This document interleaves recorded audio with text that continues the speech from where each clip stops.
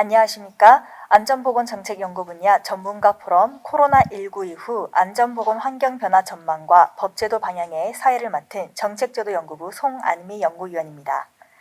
감염병 확산으로 엄중한 시국임에도 방송을 시청해주고 계신 시청자분들과 이 자리에 계신 내빈 여러분들께 진심으로 감사의 말씀을 드립니다. 오늘 포럼은 코로나 방역 수칙을 준수하여 진행되고 있습니다. 전문가 포럼은 총 2개 세션, 4개 주제 발표로 구성되어 있으며 2시부터 4시 30분까지 진행될 예정입니다. 또한 본 포럼은 현장 진행과 더불어 줌을 활용한 온라인 발표와 토론이 혼합된 유튜브 라이브 생중계로 진행된다는 점 말씀드립니다.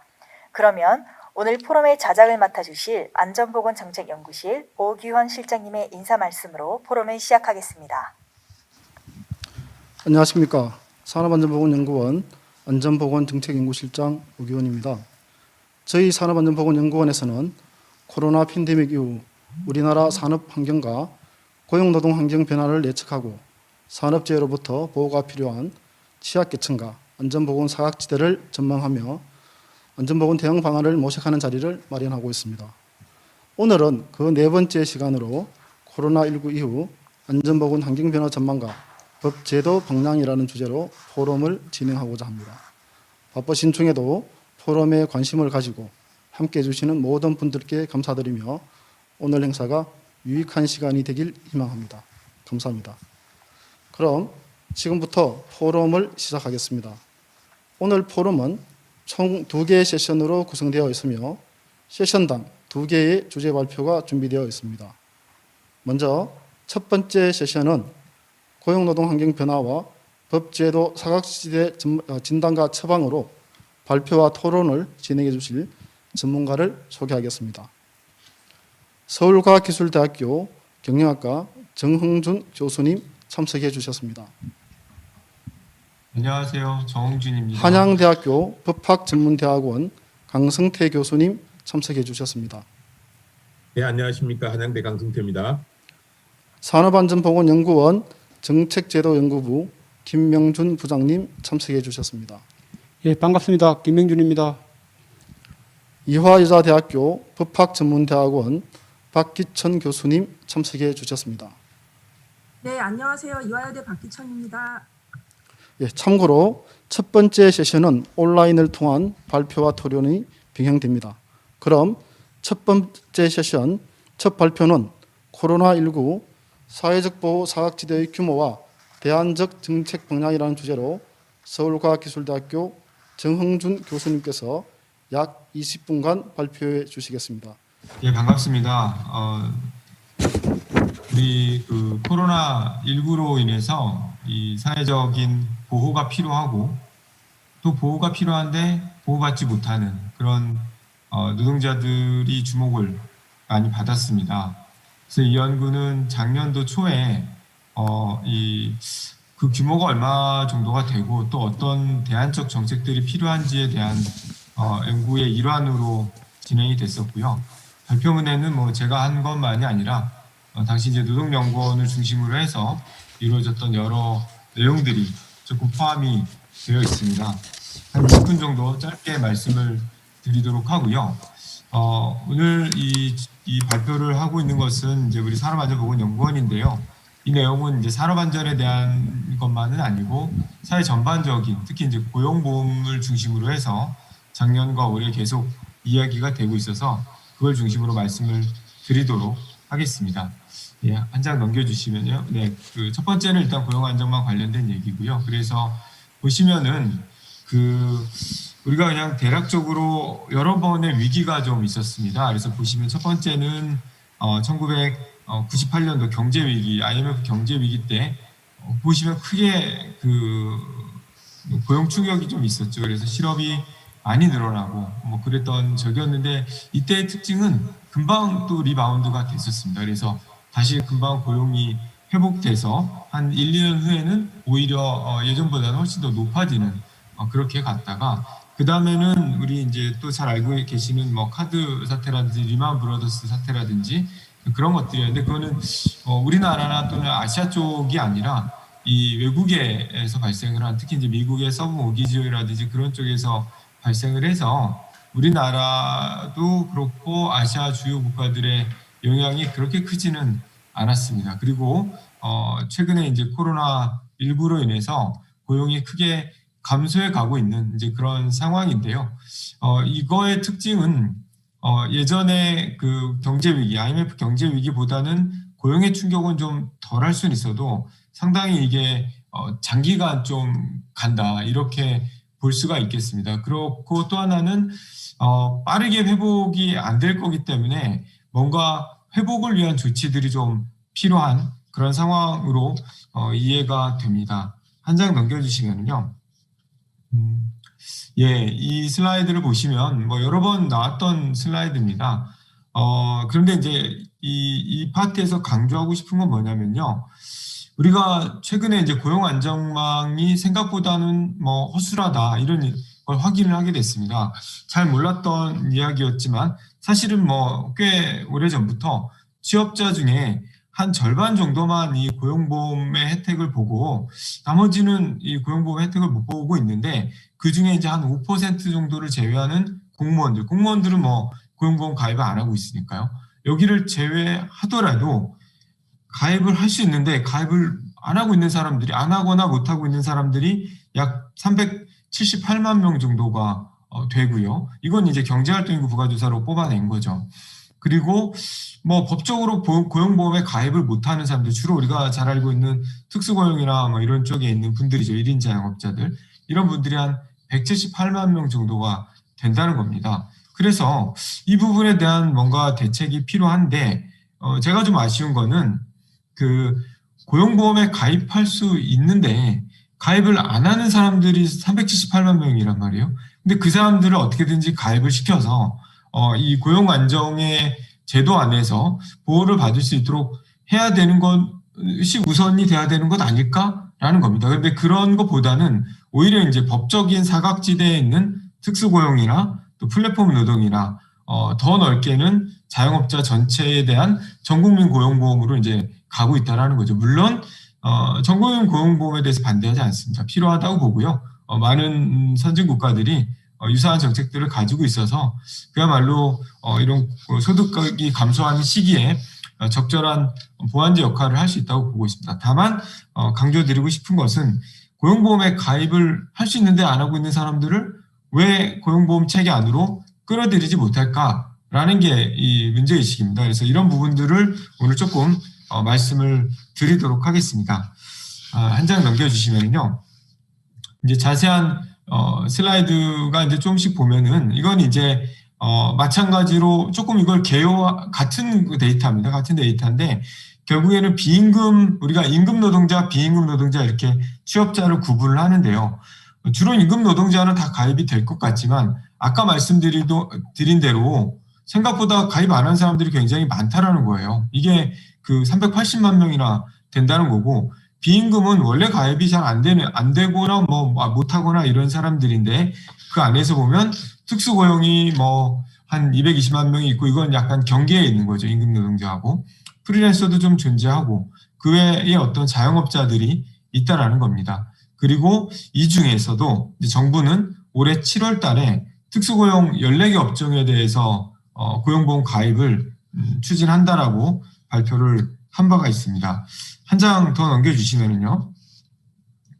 자, 그래서 도대체 어떤 사람들이 이 임금 노동자에서 그러면 아까 보셨던 그 미가입자 380만 명이 도대체 어디서 나오냐라는 겁니다. 그래서 그걸 좀 뜯어보면 결국 이런 사람들이에요. 우리 비임금에서는 특수고용이나 플랫폼이라고 아까 말씀드렸고요. 여기는 거의 100%죠. 97.7%가 고용보험에 가입을 못하고 있는 거죠. 뭐 법적 사각지대죠. 여기는 뭐 할 수는 있으나 뭐 그렇게 간단한 문제가 아닙니다. 그래서 대부분은 그냥 안 하고 있는 거죠. 왜냐하면 자영업자도 할 수는 있는데 좋지도 않고 보험 혜택이 할 이유도 별로 없기 때문에 안 하고 있는 거죠.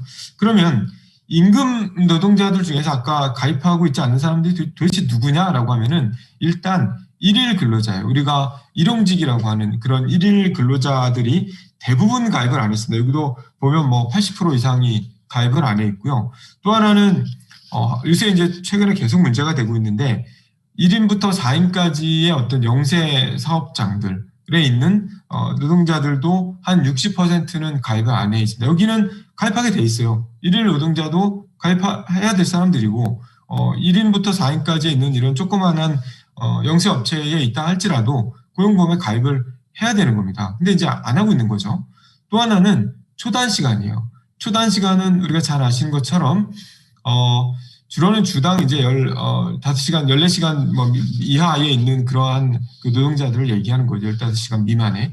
그런데 이게 이제 좀 이따 말씀을 드릴 텐데 이 초단 시간도 거의 100%예요. 97.몇%가 가입을 안 해 있습니다. 물론 초단 시간은 다 안 해도 되는 건 아니고 3개월 미만에 있는 사람들만 안 할 수 있고 나머지는 하게 돼 있는데 어쨌거나 3개월 미만이건 이상이건 안 하고 있다는 거죠. 상당수가. 왜 안 할까? 이제 그런 것들인데요. 한 장 넘겨주시면요. 그 숫자가 이제 좀 나온 겁니다. 이거는 꼭 아까 맨 앞에 보셨던 거는 경제활동인구 부가조사라는 그 단일한 통계표를 가지고 한 거고, 요거는 여러 데이터예요. 여러 데이터를 가지고, 대략 규모를 뽑아보면은 비슷합니다. 그래서 이게 큰 차이가 없다. 이제 이런 거고요. 한 장 더 넘겨주시면은, 자, 그래서, 왜 가입을 안 할까라는 걸 보면은, 근데 이게 지금 고용보험만이 아니라 사실은, 이 산재보험이나 이런 쪽도 비슷합니다. 그래서 우선, 초단 시간부터 보면은 여기에 문제점은 이 사람들이 꼭 그 14시간, 15시간 이하로 일을 하는 것처럼 보이지만 사실은 더 일을 많이 하는 경우가 있고, 다만 이게 쪼개기 이 계약을 하고 있다라는 거죠. 그리고 한두 시간 더 하더라도 뭐 별로 그런 사람들을 이 노동 시간을 쳐주지도 않고, 그러다 보니까 이 숫자가 굉장히 많이 늘었어요. 100만 명에 가깝게 되고 있고, 제가 알기로는 지금 이거는 2019년 데이터인데 계속 더 늘어나는 걸로 알고 있습니다. 왜냐하면 이게 여러 가지 그 주휴수당을 안 줘도 된다든지 아니면 이런 것처럼 고용보험을 가입하지 않아도 된다든지 이런 것들이 약간의 사업주에게는 그 인건비의 인센티브가 있는 거거든요.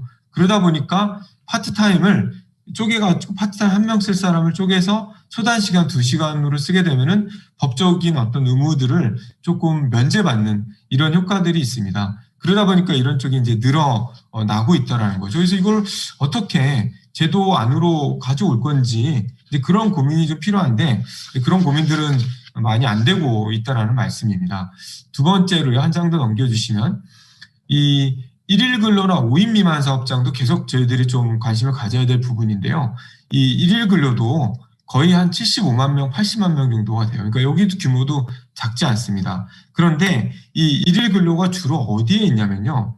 1일 근로는 건설업에 일단 많아요. 우리가 일용직이라고 하는 건설업에도 있지만 최근에는 물류센터에 일하는 사람들, 이런 쿠팡 이런 택배 물류센터들 굉장히 많아졌잖아요. 이 물류센터에 있는 사람들이 대부분 다 1일 근로자들이에요. 매일매일 와서 매일매일 계약하고 매일매일 그날 아침에 현찰로 돈을 받아가는 희한한 노동을 하는 이 분들이신데 이분들이 이 법적 사각지대에 많이 있습니다. 그러다 보니까 최근에는 이제 워낙 근로감독 좀 하게 돼서 고용보험이라든지 산재보험 가입을 하고는 있는 걸로 알고 있는데 얼마 전까지만 해도 거의 가입을 안 해 있죠. 또 이 일일 노동자들이 어디에 많이 있냐면 농림, 산림 이런 쪽에 또 많이 있습니다. 그래서 좀 이따 보시면 되는데 그런 쪽에서 고용보험 미가입이 굉장히 많습니다. 산재보험도 마찬가지죠. 산재보험도 거의 가입 안 돼 있다고 보셔야 돼요. 그러니까 고용보험하고 산재보험이 같이 이렇게 가는 패턴이다라고 보시면은 사실은 됩니다. 그리고 5인 미만 사업장 같은 경우는 뭐 당연히 가입할 수 있지만 가입을 안 하고 있는 거고 한 60%는 가입을 안 하는 걸로 나오는데 도대체 이거를 어떻게 해야 될 것이냐 이런 거죠. 근데 여기에 대해서는 그동안 논의가 계속 얘기를 하는데도 이렇게 잘 이루어지지 않아요. 대신에 전국민 고용보험이라 그래서 이제 법적인 사각지대를 어떻게 해소할 건지 그쪽에 이제 초점이 맞춰져 있다는 거죠. 한 장 더 넘겨주시면 이 특수고용 문제인데 특히 임금 근로자인데도 불구하고 특수고용으로 구분되어 있는 저 파트, 저 동그라미 점선으로 들어가 있는 저 파트 약 한 75만 명. 이쪽이 이제 최근에 7월 달에 전속성 기준으로 해서 적용이 되는 이런 파트라고 보시면 될 것 같습니다. 그렇지만 나머지도 또 있는 거죠. 전속성을 잘 볼 수 없는 그런 쪽은 14개 업종에 들어가지 못하니까 이번에는 적용을 고용보험이든 산재보험이든 적용을 못 받게 되지만 앞으로는 이제 이거를 하겠다라고 하는데 이제 어떻게 해야 될지 이거는 아마 조금 더 뒤에 가서 좀 말씀을 드릴 텐데 좀 논의가 필요한 영역인 것 같습니다. 자, 또 한 장을 넘겨주시면요. 이게 이제 아까 제가 좀 보려고 했던 건데요. 이게 약간 중첩된다는 거예요. 그러니까 아까 일일 노동자들이 어디가 있는가 보면은 주로 농림이라든지 이런 어업이라든지 이런 쪽에 있거나 아니면 단순 노무를 한다라는 거예요. 건설업이나 최근에 물류센터나 이런 데서 있는 분들이 대부분은 이런 고용보험 또는 산재보험의 사각지대에 놓여져 있는 거고, 이런 문제들이 상당히 좀 시급하게 우리가 개선을 해야 될 영역이다라고 생각을 합니다. 한 장 넘겨주시면요. 이건 이제 그 산재보험, 특수고용 산재보험인데요. 18년도 조사라서 지금은 아마 조금 더 개선이 되고 있을 텐데요. 특히 이제 그 다른 쪽보다는 아마 그 퀵이라든지 이런 쪽이 크게 아마 산재보험에 가입한 걸로 알고 있습니다. 다만 이 부분은 7월이 지나면 상당 부분 아마 가입할 거라고 봅니다. 왜냐하면 적용제가 이제 더 이상 허용이 매우 좁은 범위로 되기 때문에 대부분은 아마 가입할 걸로 예상을 하고 있습니다. 다만 이게 아까 말씀드린 종속성을 기준으로 하고 있어서 다른 사람들은 어떻게 할 거냐 이런 게 이제 문제다라는 말씀입니다. 계속 넘겨주시면은요. 여기까지가 이제 한 절반 정도에 해당하는 기본적인 사각지대의 문제점이었고 제가 말씀드린 거는 물론 법적 사각지대를 해소하는 것 매우 중요하지만 그 구체적인 플랜이 뒤에도 말씀을 드리겠지만 선명하지가 않다라는 문제 하나와 두 번째는 이미 이걸 좀 커버할 수 있는 영역에 있는 분들이 계시는데 이분들에 대한 어떤 적극적인 행정 조치 이런 것들이 좀 부족하다. 그런 말씀으로 요약을 드리겠습니다. 자, 그래서 한 장을 더 넘겨주시면요. 우리가 뭐 산재보험이든 고용보험이든 여러 가지를 보면은 이게 이제 재직자 중심이고 어떻게 보면은 보험이 좀 덜 필요한 사람들에게는 촘촘하게 돼 있고 보험이 좀 많이 필요한 사람들한테는 좀 느슨하게 돼 있는 그런 게 아닐까? 이제 이런 생각이 좀 든다는 거죠. 우리가 이번에 그 사회안전망을 하면서 좀 확인했던 게 고용유지 지원금이라는 게 있었어요. 고용을 유지하게 되면은 정부에서 최대 90%까지 휴업수당을 지원해서 고용을 유지하는 거였는데 여기에 봤더니 사내하청이라든지 오히려 고용이 불안한 이런 사람들이 그런 게 필요한데 그런 사람들은 잘 못 받아요.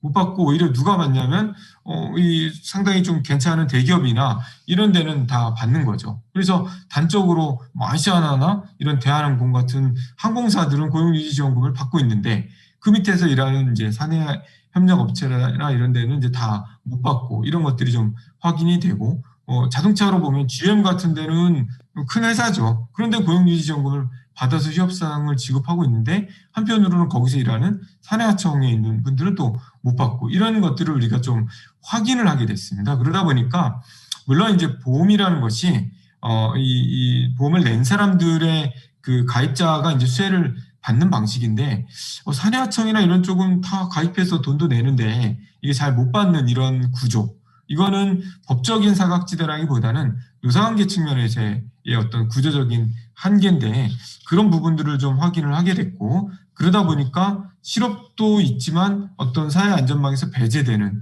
이런 이중의 고통이 좀 있는 영역이 있다라는 걸 확인을 하게 됐습니다. 그래서 이런 부분들을 어떻게 극복할지가 과제이고요. 또 하나는 맨 밑에도 나와 있지만 원청 사업주의 공동 책임이 상당히 요구가 되더라. 특히 이런 위기의 시대에 그런 것들이 많이 확인이 된 것이 이번에 교훈이라고 볼 수가 있겠습니다. 한 장을 넘겨주시면요. 자, 그래서 전국민 고용보험 얘기가 나왔는데 아까도 말씀드린 대로 법적 사각지대만 좀 부각이 되고 오히려 이 가입을 할 수 있는 적극적인 행정 조치를 할 수 있는 데는 못하고 있는 이유는 여러 가지겠지만 아마 자영업자들과의 갈등을 피하기 위한 그런 것일 수도 있을 수도 뭐 그럴 것 같기도 하고요. 어쨌거나 원인도 잘 파악이 되어 있지는 않은 그런 상황입니다. 그리고 이 로드맵이 현재 이제 7월까지는 종속성 기준으로 판단하고 내년 1월까지는 좀 더 이걸 넓히고 2025년까지는 자영업자까지 완전히 다 확대해 나가겠다라고 하는데 이게 이제 소득을 파악해야 그게 가능하거든요. 7월 이후의 시나리오에 대해서는. 그런데 소득 파악에 대해서는 상당히 주저하고 있는 이런 것들이 좀 있다라는 겁니다. 그래서 이거를 어떻게 극복해야 될지가 상당히 문제인데 페이지를 20페이지로 확 점프를 한번 해주시겠어요? 그러면 참고 자료가 하나 나와 있습니다. 그래서 이거는 좀 보기가 어려웠던 자료이실 것 같아서 좀 말씀을 드리면요. 참고 1이라고 20페이지가 있습니다. 네. 예, 이 자료인데요. 이건 이제 노동연구원의 홍민기 박사가 작업을 하면서 이제 발표를 여러 군데다 이제 한 건데요. 이게 뭐 공식 보고서는 아니어서 보시지는 못하셨을 텐데 보시면은 이미 일용 근로자라든지 특수 고용 종사자들, 특고 노동자들이라든지 이런 쪽이 상당 부분 다 파악이 되어 있습니다. 프리랜서도 그렇고요. 프리랜서는 보시는 것처럼 8만 5천 명, 특수고용은 146만 명, 그리고 일용 노동자는 777만 명에 대해서 소득이 파악이 돼 있는 거죠. 다만 이 소득이 뭐냐면 원천 징수 같은 방식으로 원천세로 파악을 하고 있어서 약간의 더 이 정확도가 떨어지긴 합니다. 그렇지만은 이 시기를 단축해서 충분히 소득을 파악할 수 있다는 거고 이 소득 파악을 통해서 고용보험의 기준들을 또는 산재보험의 기준들을 잡아 나갈 수가 있다라는 것이죠. 그런데 이제 이런 것들을 이제 좀 했으면 좋겠다라는 의견이 많이 전달되고 있는데 이 부분을 어떻게 징수 체계를 어떻게 가져갈지 이런 부분들은 아직 이 전국민 고용보험에서 충분히 제시가 되어 있지는 않은 그런 상황입니다. 다시 원래대로 돌아가서요. 16페이지로 다시 이어서 돌아가도록 하겠습니다. 그래서 보시면 산재보험의 이제 사각지대와 관련해서도 아까 말씀드린 대로 적용제가 작년 초에 조사했을 때 급하게 이제 대통령의 지시로 조사를 하게 됐죠. 그랬더니 거의 80%는 그냥 적용제를 신청하고 있는 걸 확인하게 됐었고, 그래서 작년도 말에 고용보험법이라든지 산재보험법 개정을 통해서 일단은 산재보험법 개정을 통해서 적용제를 좀 최소화하는 그런 것들을 밟아 나가기는 했으나 아마 나머지는 그 전속성 14개 업종을 제외하고는 또 똑같은 상황이지 않을까라는 것이고요. 한 장을 더 넘겨주시면 한 1, 2분 안에 이제 마무리를 할 생각입니다. 넘겨주시면 결국 아까 말씀드린 대로 현재는 임금 중심의 을 가지고 하고 있어요. 근데 이거를 소득으로 넓혀서 소득을 파악해서 보상 체계를 만들어야 된다라는 것이고요. 그 밑에는 현재 나와 있는 고용보험료 임금 노동자들이 분담하는 거라 사업자들이 분담하는 거고, 그리고 사업자가 추가로 직업능력 관련해서 분담하는 게 나와 있는데 이런 것들을 조금 참조하면은 자영업자라든지 또는 그 특고 플랫폼에 대해서도 충분히 가능하다는 거죠. 복수의 소득이 있으면 그걸 전체 합산할 수도 있는 거고요. 또 이 기업에 어떻게 부담률을 줄지와 관련해서는 이 노동자가 내는 특고나 플랫폼 노동자가 내는 50%를 기업이 분담하는 방법도 있고, 기업의 이윤을 가지고 일정 정도를 부과하는 방식도 있고, 방식은 좀 여러 가지가 있을 것 같습니다. 그런 것들을 좀 참고해봐야 될 것 같습니다. 한 장을 더 넘겨주시면요. 그래서 이 지금의 어떤 상황은, 지금의 시스템은 그게 고용보험 시스템이든 사회보험 시스템이든 아니면 노동법 등의 노사관계 시스템이든 다 이게 고용 계약을 맺고 있던 어떤 그런 근로계약을 중심으로 작성이 돼 있는 기준들인데 이걸 조금 더 넓혀 나가야 된다. 밑에 보이는 것처럼 다양한 형태의 어떤 고용 관계들이 나타나고 있는데 이 사람들의 어떤 종속성이라는 게 상당히 모호하고 또 기술 발전에 의해서 일에 대한 통제가 다른 방식으로 가능하기 때문에 예전의 기준으로 이거를 일률적으로 적용하는 건 맞지가 않다. 그러니까 일하는 사람에 대한 어떤 개념이 노동법 학자들께서 많이 제안을 해주시는데 저는 뭐 적절하다고 봅니다. 그래서 그런 기준을 통해서 뭔가 새로운 룰들을 만들 필요가 있고요. 한 장을 더 넘겨주시면 그래서 정부의 역할은 소득 파악을 위한 시스템을 구축해야 된다라고 봅니다. 그리고 공무원이나 교사들에 대해서도 고용보험 추진을 당연히 해야 된다고 봐요. 저는 이분들이 정부로부터 월급을 받고 있기 때문에 그리고 고용이 안정돼 있기 때문에 오히려 고용보험에 가입해서 일정 정도 기여를 하는 게 맞다고 보고요. 정부의 직접 지원이 필요한 영역들, 육아휴직이라든지 이런 쪽은 지금 고용보험에서 지출하고 있는데 당연히 이거는 일반 지출에서 가야 된다라고 보고 있습니다. 그래서 그런 쪽으로 전환이 좀 필요하지 않나라고 말씀을 드리고요. 한 장 넘겨주시고 또 마지막 장 넘겨주시면 결국에는 이 지속적인 정책 개발과 정책 간의 정합성이 상당히 중요하다라는 말씀을 드릴 텐데요. 이건 뭐냐면은 일단은 일자리를 유지하는 이런 정책들이 필요하고 이 대기업이라든지 원청 사업주의 어떤 책임을 요구하는 것들 그런 것들이 중요하면서 동시에 아까 산재보험이든 고용보험이든 빠져있는 영역들을 어떻게 포괄할 건지 뭐 그런 부분들 그리고 사회보험의 개선이 이 노동시장의 양극화를 줄이는 데 좀 기여를 해야 된다. 그런 쪽 말씀을 드리면서 마치도록 하겠습니다. 네, 감사합니다. 네, 수고하셨습니다. 좋은 발표 감사합니다. 고용안전망 사각지대에 있는 특고, 플랫폼, 자영업자 등에 대해서 입체적으로 분석해서 문제점을 잘 설명해 주셨으며 이에 대한 대안적 정책 방향과 또 정부의 역할 주문까지 분들께 말씀해 주셨습니다. 첫 번째 주제 발표에 대한 지정 토론은 한양대학교 강승태 교수님께서 약 10분간 진행해 주시겠습니다. 네, 안녕하세요. 한양대 강승태입니다. 제 목소리도 잘 들리시나요? 네, 그러면 제 토론을 하도록 하겠습니다. 오늘 정흥준 교수님께서 발표하신 내용에 대해서 제가 특별히 다른 의견을 제시할 건 없었기 때문에 그 방향과 함께 같이 병행해야 할 정책을 조금 말씀드리려고 합니다. 그래서 오늘 발표문의 이 제목을 고용의존적 보험에서 고용친화적 보험으로의 전환이라고 이렇게 했는데 이건 마지막 부분을 좀 보시면 이해가 되실 것 같습니다. 네, 토론을 시작하도록 하겠습니다. 구체적이고 상세한 분석이 도움이 컸습니다. 특히 사각지대가 어느 부분에 어느 정도 존재하는지를 아는데 확인하는데 큰 도움이 되었습니다. 이 발표를 통해서 사회 안전망을 필요로 하는 사람들에게 사회적 보호가 적용되기 위해서는 그 대상을 찾는 것과 함께 그것을 어떻게 확대해 나갈 것인가 하는 것이 동시에 진행되어야 된다는 것을 잘 보여줍니다. 가장 아픈 지적은 이런 겁니다. 제도적이고 법적인 사각지대, 어떤 문제가 생기면 제도적 보완을 하겠다.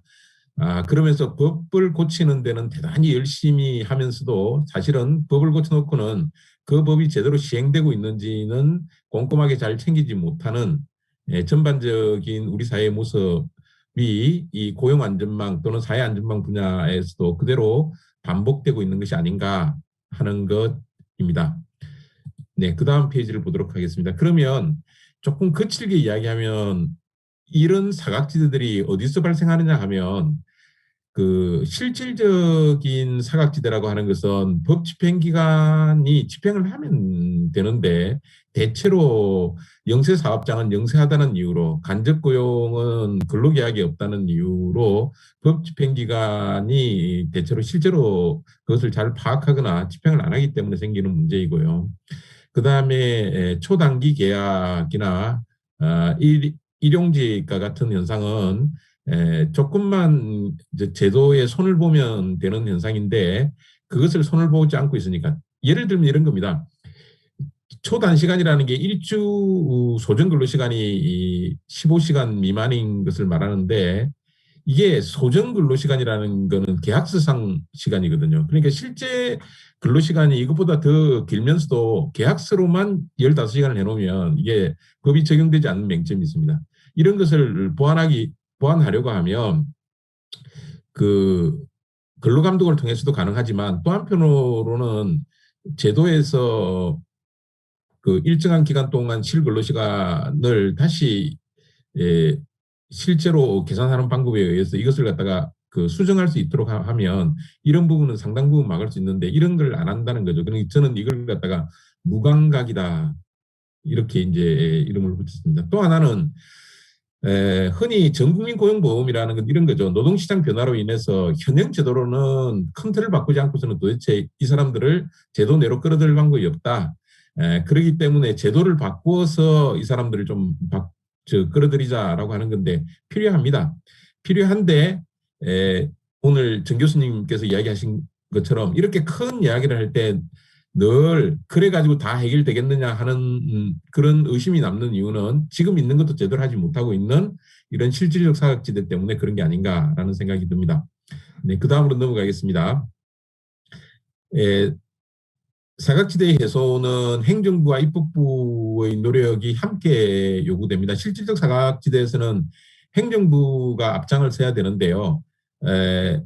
사실 그 오분류라고 하는 그 특고로 되어 있는 실질적으로는 근로자인 사람들이나 이런 사람들 이런 사람들이나 앞으로도 좀 이런 현상은 끊임없이 있을 것 같은데요. 이것을 법원으로 가져가서 3년, 4년 시간을 꺼서 본인이 찾아내라라고 하면 이거는 그 찾지 않겠다는 이야기하고도 비슷하고 그다음에 끊임없이 이런 오불 현상이 생길 겁니다. 그래서 이걸 정부가 좀 주도적으로 좀 찾아내는 방법이 없을까 하는데 저는 노동위원회가 이것을 이 근로자 오불류를 맞는 것도 하나의 방안일 거다고 이렇게 생각을 합니다.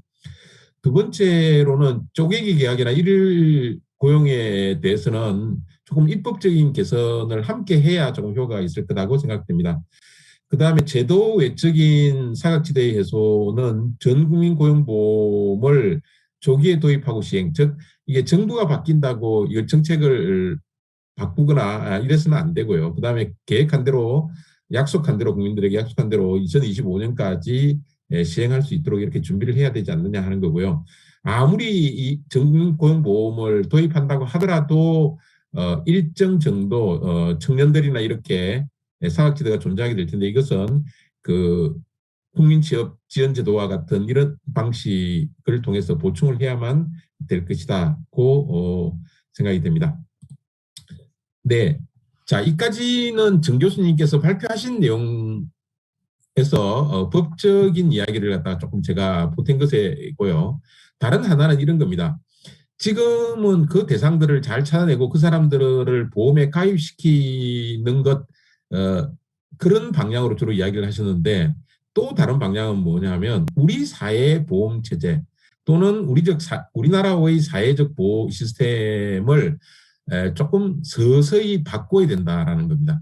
즉 비스마르크 시대 이후로 한 150년간 시행된 이 제도가 가졌던 큰 공이 있죠. 그런데 그 제도의 틀이 현실에 부합하지 않는 면이 점점점 늘어나기 때문에 그것을 원래의 제도가 가지는 목적과 취지는 살리되 그 제도 운영의 구체적인 방식은 변경시킬 필요가 있다. 그래야만이 사각지대라고 하는 것 또는 사회적 보호를 그 필요한 국민들에게 모두 제공한다라고 하는 궁극적 목적을 할 수 있다라고 생각을 합니다. 그래서 우리 사회보험의 특징을 좀 이해할 필요가 우리 사회보장제도 또는 사회적 보호제도의 특징을 좀 이해할 필요가 있는데 그 첫 번째는 뭐냐면 사회보험이 너무 압도적으로 주축이 되고 있다라고 하는 겁니다. 그래서 그 세 번째 보시면 알겠지만 사회보험은 재원 마련도 쉽고 관리도 쉽고 안정적인 재정을 유지할 수 있는 장점이 있지만 이건 기본적으로 개인별 기여에 의존한다라고 하는 이런 약점을 가지고 있습니다. 네, 그래서 앞으로는 기여를 조건으로 하지 않거나 기여와 연관성이 약한 사회적 보호를 확대하는 것이 필요할 것이다라는 겁니다. 두 번째 특징이 뭐냐면 전반적으로 고용에 의존하고 있는 것, 즉 임금 근로자에 의존하고 있다라고 하는 특징인데요. 고용보험이나 산재보험과 같은 노동보험은 물론이고 건강보험이라든지 연금과 같은 이런 사회보험 전체가 고용노동과 비고용노동의 엄격한 구별에 기초하고 있습니다. 이 구분은 적용 여부를 에서 차이가 나기도 하고 비용 부담에서 차이가 나기도 하고 급여에서 차이가 나기도 합니다. 이러한 엄격한 이분법은 종종 미장 자영업자나 미장 초단시간 근로자처럼 오분류 문제를 낳기도 하고 또는 적용제라고 하는 제도가 있으면 그쪽으로 몰리는 강한 유인 현상을 낳게 됩니다. 그리고 무엇보다 큰 약점은 이런 겁니다. 이런 제도, 고용 기반의 사회보험은 기후나 기술, 인구구조, 사회적 가치, ILO가 이야기하는 일의 미래를 바꿀 근본적인 네 가지 요인이라고 보는 거죠. 이것들의 변화는 산업과 일자리에도 큰 변화를 야기할 것이고 그 방향은 표준적인 노동은 감소하고 탈경계, 그러니까 고용인지 자영업자인지 잘 모르는 이런 탈경계 일자리, 그리고 단기 일자리가 증가할 것이라고 예상되고 그다음에 일상적으로 임금 근로에서 자영업자로의 전환, 자영업자에서 임금 근로로의 전환 이런 것들이 빈번하게 이루어질 것이다라고 예상이 됩니다.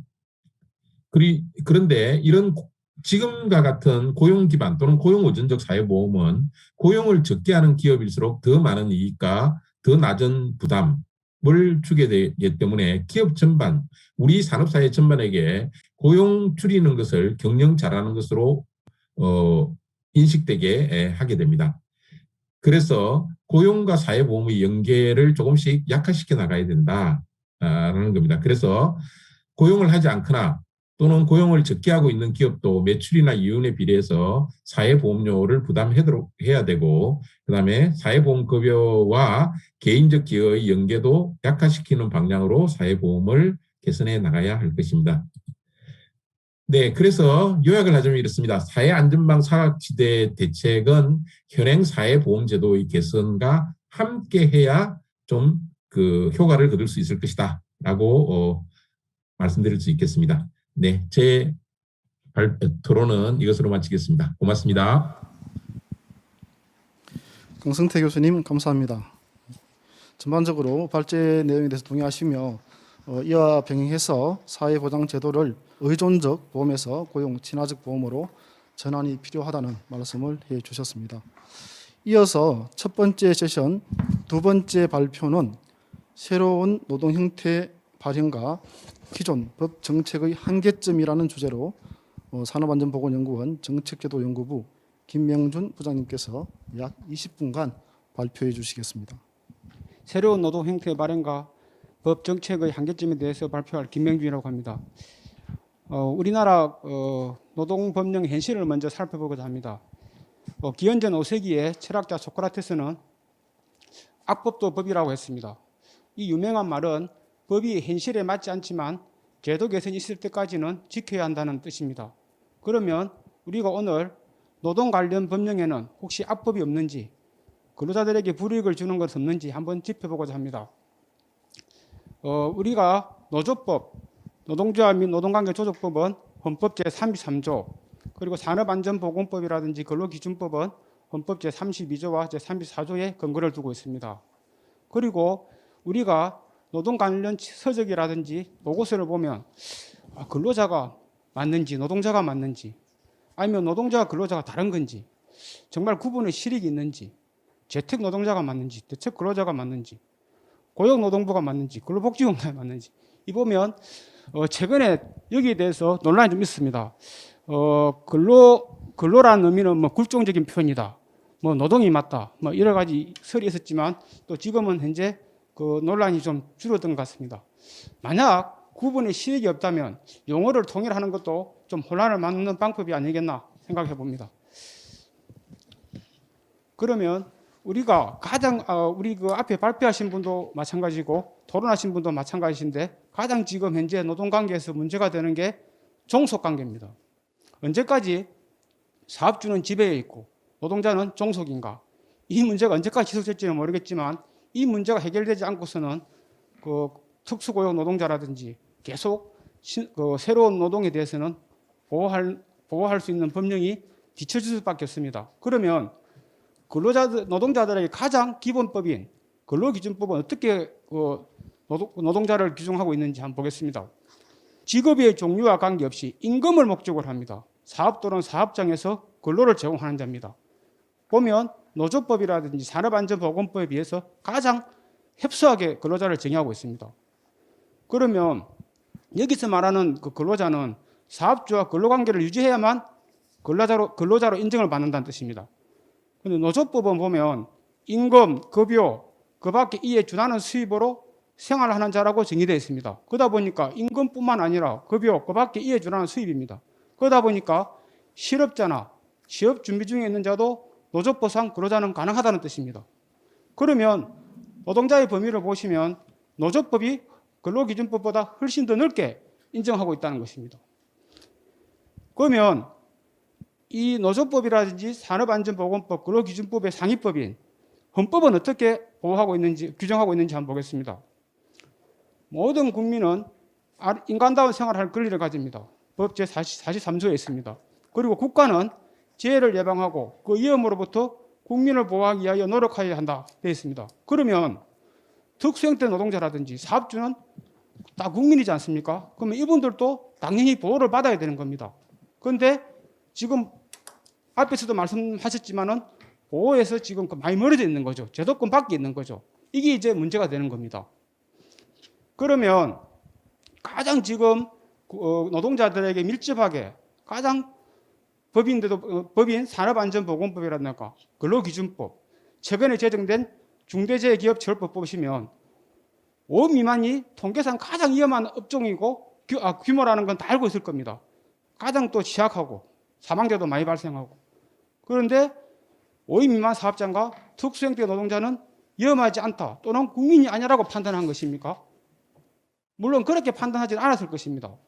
그런데 근로기준법은 전쟁 중인 1953년에 제정이 됐습니다. 그때 조문수가 115개 조항이 있습니다.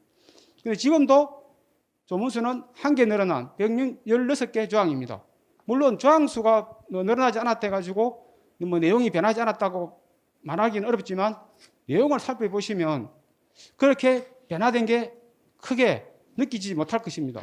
그러다 보니까 제가 이제 말씀드리는 것은 그런 걸 의미하는 거고, 산업안전보건법도 보면 개정이 많이 되었지만 처벌 규정만 강화됐습니다. 그러다 보니까 노동자 보호보다는 사업주라든가 책임자 처벌 강화에 중점을 두었다는 오해를 살 수 있는 그런 개정이 계속되었다고 볼 수 있죠. 그러면 아까 제가 말씀드린 5인 미만이 위험하다 말씀드렸는데 그 통계를 한번 보겠습니다. 2020년 고용노동부 발표 자료에 따르면 2020 산재 사고 사망자 수가 882명입니다. 전년 대비 27명이 증가하였고 3.2%가 증가한 수치가 되겠습니다. 규모별로 보면 사망자 수가 5에서 49명이 402명으로 45.6%입니다. 그리고 5인 미만이 312명 35.4%의 점유를 하고 있습니다. 그러면 사업장 수를 한번 보겠습니다. 50명 미만 사업장 비중은 81%입니다. 그러면 정부라든지 국가에서는 81%보다는 19%에 집중하는 게 옳은가? 이에 대한 의문을 가지지 않을 수가 없습니다. 그러면 노동자 보호에 가장 밀집한 법적인 규정을 보면 산업안전보건법 및 근로기준법은 5인 미만에 대해서는 일부 제외 규정이 많습니다. 뭐 시행령 별표 1이라든지 이런 데 보시면 소규모 사업장은 제외되는 게 많습니다. 그런데 최근에 제정된 중대재해기업처벌법 5인 미만에 대해서는 완전 제외를 해버렸습니다. 그리고 50명 미만에 대해서는 3년 유예를 뒀습니다. 즉 2024년부터 적용이 되는 거죠. 그러면 유예 기간이 3년입니다. 그럼 3년이면 이분들의 목숨도 유예가 된다는 뜻입니까? 그건 아니지 않습니까? 그러다 보니까 현실하고 법 제정하고 좀 다르다, 의미가 다르다는 걸 제가 말씀드리고, 그러면 이 법은 다 아시다시피 언론에 지금 가장 많이 나오는 게 중대재해기업처벌법 내용입니다. 바꿔야 된다. 너무 뭐 허술하다. 이런 말이 많지 않습니까? 이 법은 제정과 동시에 개정 필요성이 대두되었습니다. 어떻게 보면 입법자의 수치일 수도 있고 졸속입법이라고 취급받는 거 아닙니까? 그러다 보니까 이런 법은 앞으로 계속 개정이 돼서는 안 되고 좀 더 심도 있게 미리 이해관계자들의 의견을 많이 수렴해서 좀 더 노동자 보호에 초점이 맞춰야 된다고 저는 생각합니다. 그러면 산업안전보건법의 목적을 보겠습니다. 노무를 제공하는 사람의 안전 및 보건을 유지, 정진함을 목적으로 합니다. 근데 받는 사람이 없거나 확정되지 않으면 이 누가 보고합니까? 그런데 산업안전보건법의 근로자의 정의를 한번 보겠습니다. 근로기준법이 가장 근로자를 협의로 해석합니다. 2조 1항에 따르면 노무를 제공하는 사람이 산업안전보건법에서 근로자를 정의한 내용보다 훨씬 더 넓습니다. 그러면 지금 목적에서 보호할 대상하고 사업주에게 대항할 수 있는 근로자는 범위가 다른 거죠. 그러다 보니까 목적에 있는 보호 대상과 근로자로서의 대상이 다르기 때문에 이제는 어떤 문제는 생각을 해보냐면은 산업안전보건법상 사업주의 정의를 근로자를 사용하여 사업하는 자를 말한다고 되어 있는데 노조법이나 노조법의 근로자나 산안법의 목적인 노무 제공자까지 확대할 수는 없는가? 여기에 대해서 저는 한번 고민을 하고 있습니다. 그러면 아마 지금 보고 계시는 대법원 판결을 모른다면 아마 노동법 관련해서 시험을 보시는 분들은 있을 수가 없을 겁니다. 거의 뭐 글자 토시 하나 애지 않고 다 암기하는 그런 내용일 겁니다. 이게 가장 근로자성 판단에 대한 대법원의 판례인데 2006년도 판례입니다. 뭐 15년 전의 판례이죠. 이게 가장 그래도 지금 대법원에서는 바이블처럼 지금 공부하고 있는 겁니다. 여기 보면 가장 중요한 게 사업장에서 임금을 목적으로 하고 종속관계입니다. 그리고 종속관계가 있는지 여부가 가장 중요한 이슈로 되어 있습니다. 그리고 사용자가 취업규칙이라든가 복무규칙 등의 적용을 받으며 업무 수행 과정에서 사용자가 상당한 지휘 감독을 하는지, 사용자가 근무 시간과 근무 장소를 지정하고 근로자가 이에 구속을 받는지 등 여기다 보면 특수고용 형태 노동자라든지 재택근무라든지 아니면 외주근무라든지 이런 분들은 여기 해당이 안 될 수도 있죠. 그런데 지금 현재 이 규정으로 이 법원 판례가 계속 앞으로 지속적으로 유효한지는 한번 검토해 볼 시점이라 생각합니다. 예를 들면 정부 코로나 방역 지침에 따라서 격리나 또는 재택근무인 경우에도 적용 가능한지, 근로자성이 불인정되면 노동자 보호 책임자가 누가 되는지. 저는 얼마 전에 작년에 회의에서 그런 말을 했습니다. 우리가 국적 취득을 하지 않습니까? 조건을 보면 나라마다 다릅니다. 저희들은 속인주의를 채택하고 있습니다. 미국 같은 경우는 속지주의죠. 그러면 저는 작년에 태안하력에서 사고 난 걸 보면서 근로자 사업주가 누군지 말이 많지 않습니까?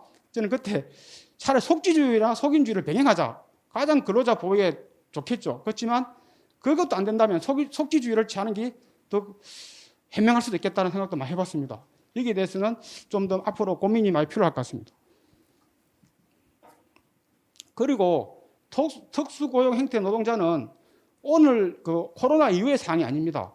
그 이전부터 이미 많이 출연했었고, 우리가 플랫폼 노동자, 택배 노동자, 이게 어제 오늘 일이 아니지 않습니까? 코로나 이후는 아닙니다. 어떻게 보면 정부는 근본적인 대책보다는 변화하는 노동 행실에 맞게 노동법을 현대화하는 것 대신에 불법적이라든가 불안전한 노동 행태를 그냥 법적으로 정당화해주는 외의 규정이나 특별별 양산에 좀 초점을 맞췄던 것 같습니다. 디지털 경제나 코로나19 팬데믹 같은 급격한 노동 환경 변화를 겪으면서도 겪게 되니까 노동법의 한계가 더 부각됐을 뿐입니다.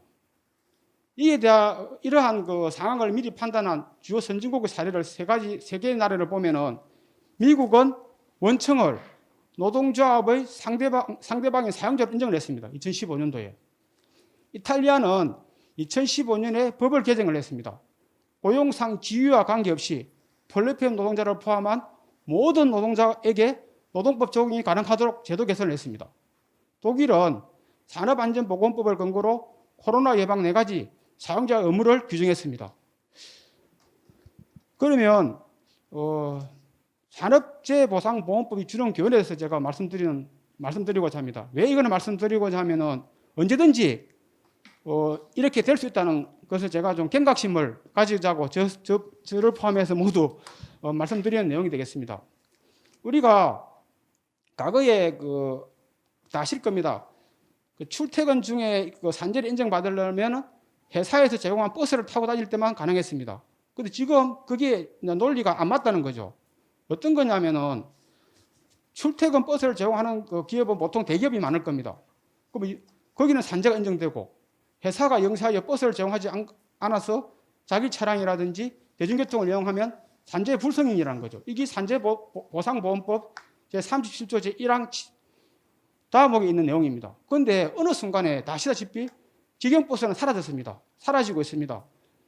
그리고 기업도 경영 효율화 차원으로 또는 직원을 갖다 뽑는 걸 꺼려하기 때문에 오래전부터 직영으로 운영하는 것이나 운전은 직접 고용은 축소되어 왔습니다. 어떻게 보면 지배관리 이론이 사라진 거죠.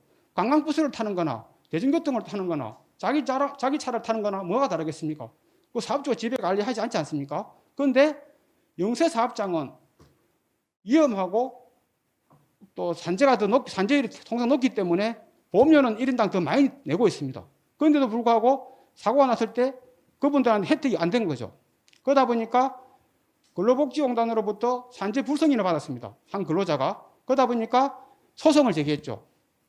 그 다음에 법원에서 판결을 진행 중에 산재보상보험법이 좀 이상하다. 헌법에 위배되는지 결정을 한번 받아보자. 그래서 해당 법원에서 헌법재판소에 위헌법률 심사 제청을 합니다. 그 조항에 대해서. 그러다 보니까 헌법재판소에서는 이 조항은 평등의 원칙에 어긋난다. 그러다 보니까 관할 부처에서는 이 조항을 개정해라.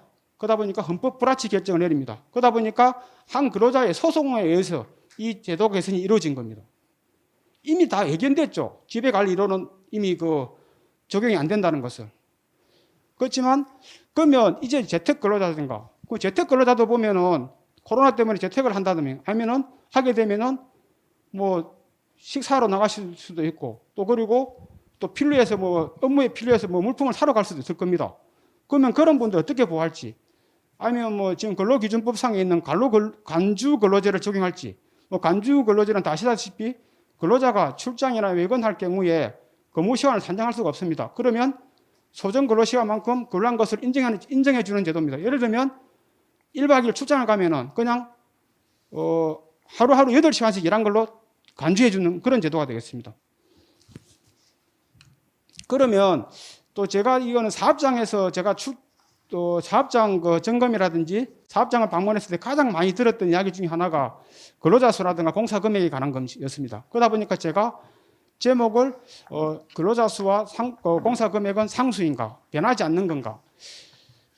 이게 보면 우리가 5명, 300명, 120억, 150억 이런 기준이 많습니다. 보면 지금 노동자 수는 감소할 수밖에 없습니다. 그리고 장비나 부품값은 올라가고 그것도 위험성이 비례해서 올라가는 건 아니지 않습니까? 그리고 또 8명 회사는 5명이 지어야 되니까 4명, 4명으로 분할할 수도 있고 5명 회사는 3명 회사로 또 축소할 수도 있을 겁니다. 법을 피하기 위해서. 과거에 3톤 이상은 정기검사 대상이었습니다. 크레인 같은 거. 그런데 사업장 가니까 2.8톤 크레인이 많은 거예요. 이게 뭐겠습니까? 그리고 또 코로나19 등 노동환경 변화 상황에 안전관리자나 보건관리자 선임 기준이 있습니다. 정말 이게 앞으로도 합리적인 제도 개선인지 한번 의문을 가지지 않을 수가 없습니다. 건설업은 2013년 전까지는 보건관리자 선임 의무가 없었습니다. 그런데 2013년 법을 개정을 통해서 보건관리자 선임 기준을 신설했습니다. 그런데 신설 기준도 안전관리자에 비해서 엄격합니다. 선임하는 기준이 더 높다는 겁니다. 이게 제가 어떤 게 있냐면은 선임자 숫자는 공사 금액이라든가 상시 근로자 수에 비례하기 때문에 공사 금액이 한 5조 원 되는 화력 발전소를 건립한다면 부지는 넓지 않지만 공사 금액이 많기 때문에 한 현장에 안전관리자 20명 정도를 선임해야 되는 그런 규정이라는 겁니다. 이 과연 옳은지 한번 선임자 수 상한제를 둘 필요는 없는지 업종에 따라 특성에 따라서 별도 규정 마련할 필요성 없는지 한번 제도 개선이 없는지 한번 짚어볼 이유가 있다는 겁니다.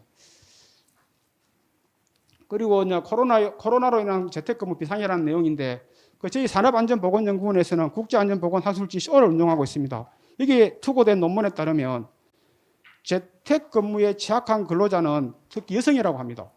대체도 시급하겠죠. 그리고 건골계 질환이라든가 심리적 불안, 정신적 위협 노출도 높아지고 있고요.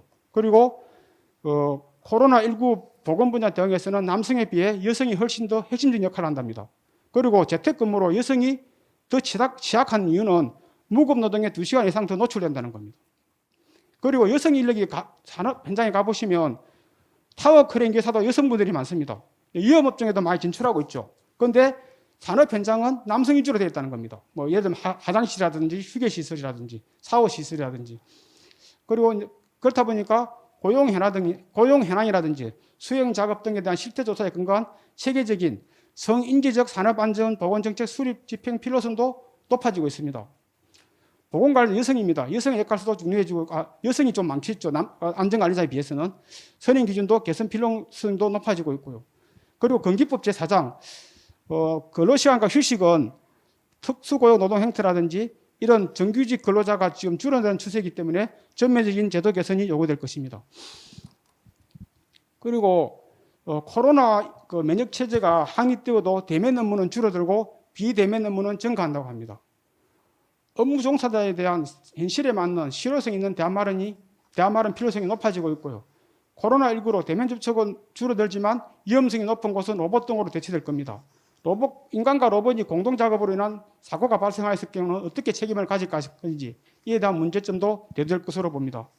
그리고 지방자치법에 따르면 산업안전보건정책은 국가사무로 규정되어 있습니다. 코로나19 이후도 플랫폼 등 고용 형태 변화의 상황에서도 이게 과연 맞는지 분명히 실효성은 떨어질 겁니다. 산안정책 수립은 집행과 수립은 국가, 지방자치단체, 전문재 예방단체, 직능단체 등이 입체적으로 같이 움직여야 됩니다. 한 교훈을 내야 될 게 2019년에 23년 만에 민노총이 한국노총 조합원 수를 추월했습니다. 민주노총은 법의 노조라든지 해직자 등 조합원을 인정하면서 변화에 적극 대응한 거죠. 그런데 최근에 어제 기사 보니까 현대차 사무직 노조자가 출범한다고 합니다. 민노총이나 한국노총에 가입하지 않고 독자 노선을 간다고 합니다.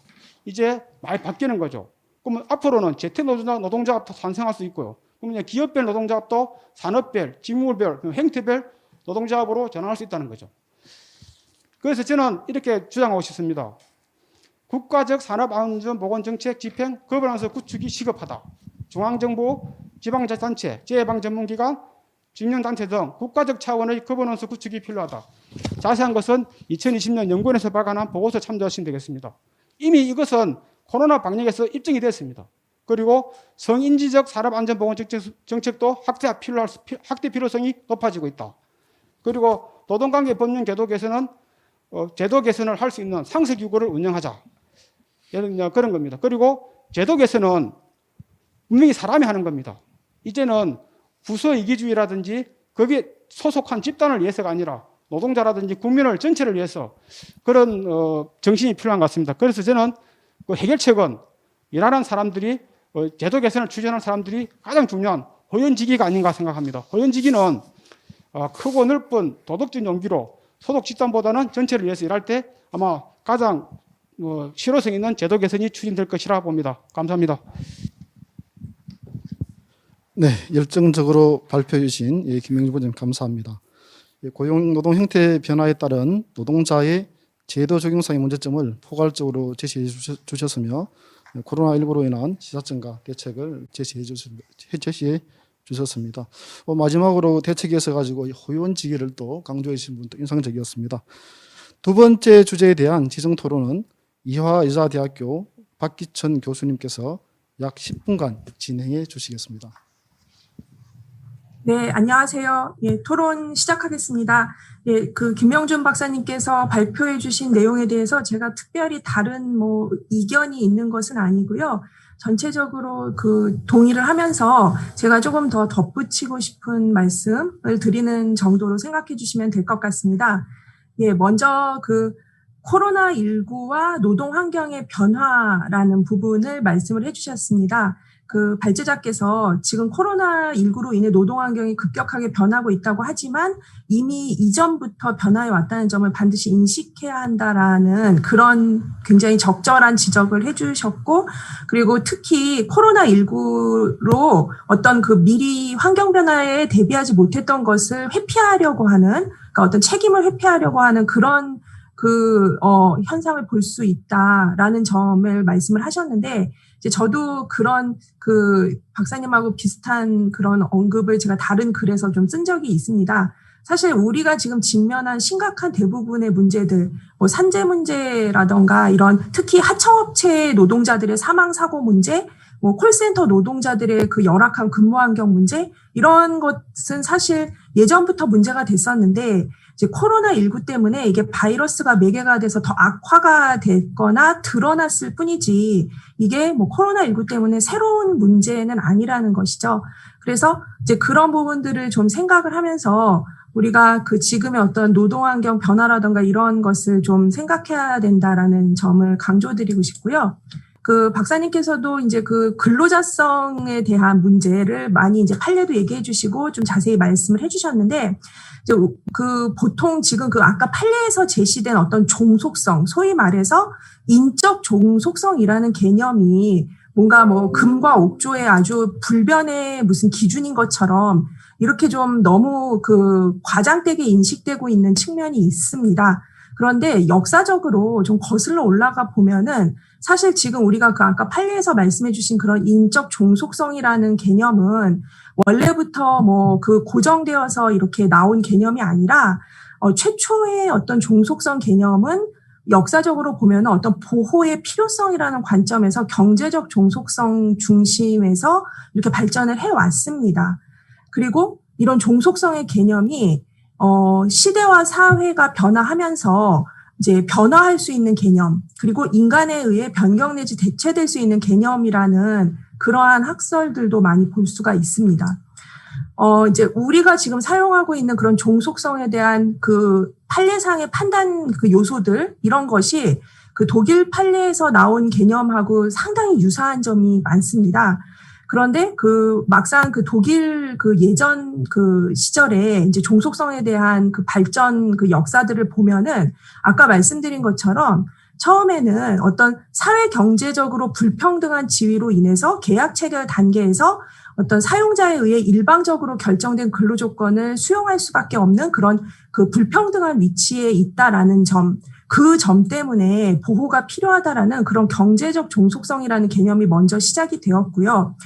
이런 경제적 종속성이 처음에는 그 어떤 노동자들을 보호하는 그 어떤 판단 기준이라는 그런 식으로 이제 제시가 되었었습니다. 이제 거기에서부터 좀 노동법의 역사가 그 좀 출발한 측면이 있는데, 그런데 이제 좀 또 넘겨보면은 그 이제 어떤 경제적 종속 관계라는 게 이제 독립적인 상인이라도 그 다른 그 이제 좀 대규모 뭐 기업이라던가 이런 데에 대해서는 그 경제적으로 종속될 수 있다. 이제 그러다 보니까 이제 근로자와 일반 자영자를 구분하는 별도의 좀 어떤 다른 기준이 필요하겠다라는 그런 이론들이 생기면서 이제 1920년대 정도부터 우리가 오늘날에 보는 인격적 종속성이라는 개념, 뭐 소위 말해서 인적 종속성이라는 개념, 이제 그 근로자에 대한 사용자의 지배 관리나 지휘 감독을 강조하는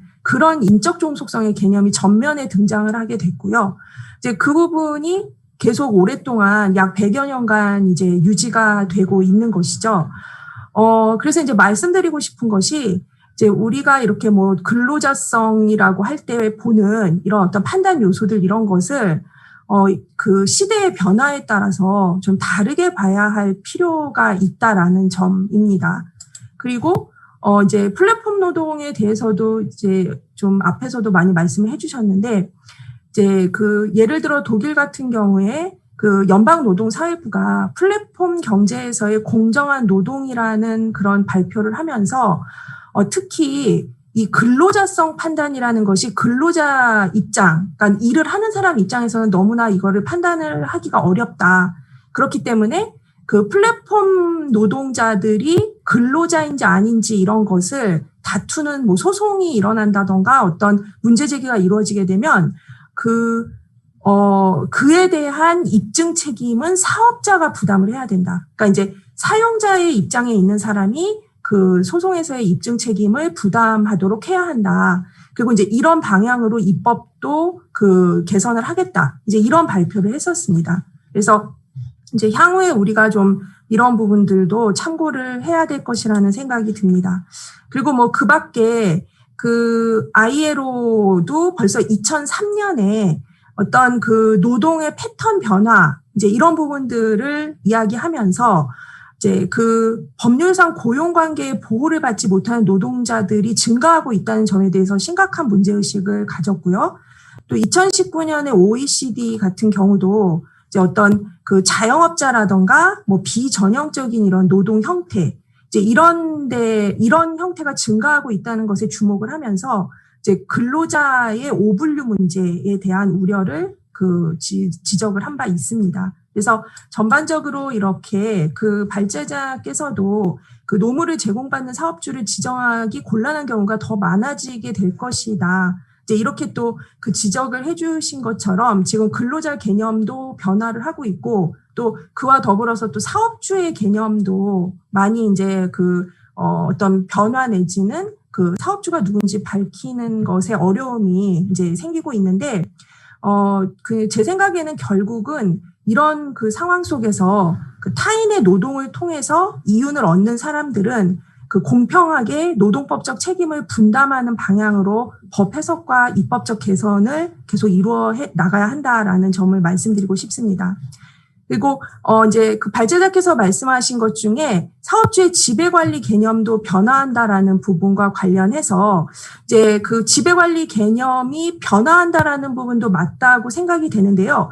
다른 한편으로는 어떤 그 발전된 전자기술이라던가 온라인 방식 이런 것을 통해서 감시나 지배가 더 강화되고 더 정확해지는 측면, 그리고 성과에 대한 압박이 더 심해지는 측면도 우리가 반드시 생각을 해야 되고, 그리고 이제 코로나로 인한 재택근무 건강 비상이라고 지적을 해주신 것처럼 재택근무가 오히려 과로와 스트레스를 초래할 수 있다라는 점에 대해서도 계속 연구와 대처 방안이 필요하다는 점을 공감합니다.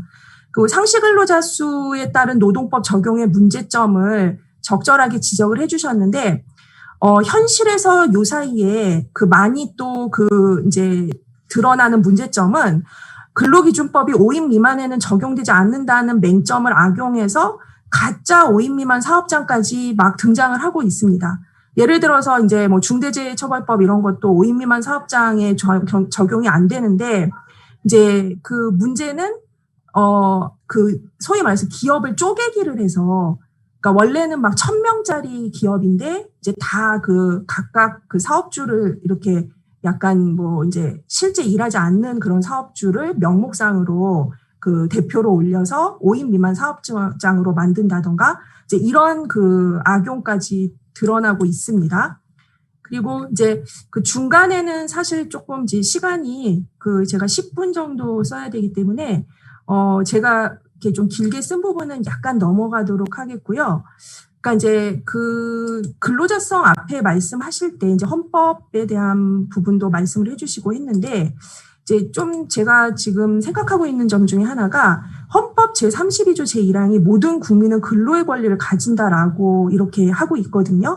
그래서 이제 조금 더 넘어가 보면은 이 근로의 권리라는 게 모든 국민이 가진다라고 헌법에서 이렇게 규정을 하고 있다면은 이 근로의 권리는 이제 이렇게 종속적인 근로자에게만 한정해서 볼 것이 아니라 어떤 근로의 권리 자체가 모든 국민이 일할 권리. 근데 사실 저는 더 나아가서는 이게 모든 사람의 일할 권리 이런 식으로 전향적으로 해석을 해야 되는 것이 아닌가. 이제 이런 견해를 밝혀주시는 분들이 있고 또 그런 부분을 저도 좀 동감을 하면서 이제 이 32조의 헌법 32조의 근로의 권리라는 것도 좀 전향적인 해석, 모든 사람의 일할 권리 이런 식으로 해야 되지 않겠는가라는 점을 말씀드리고 싶고요.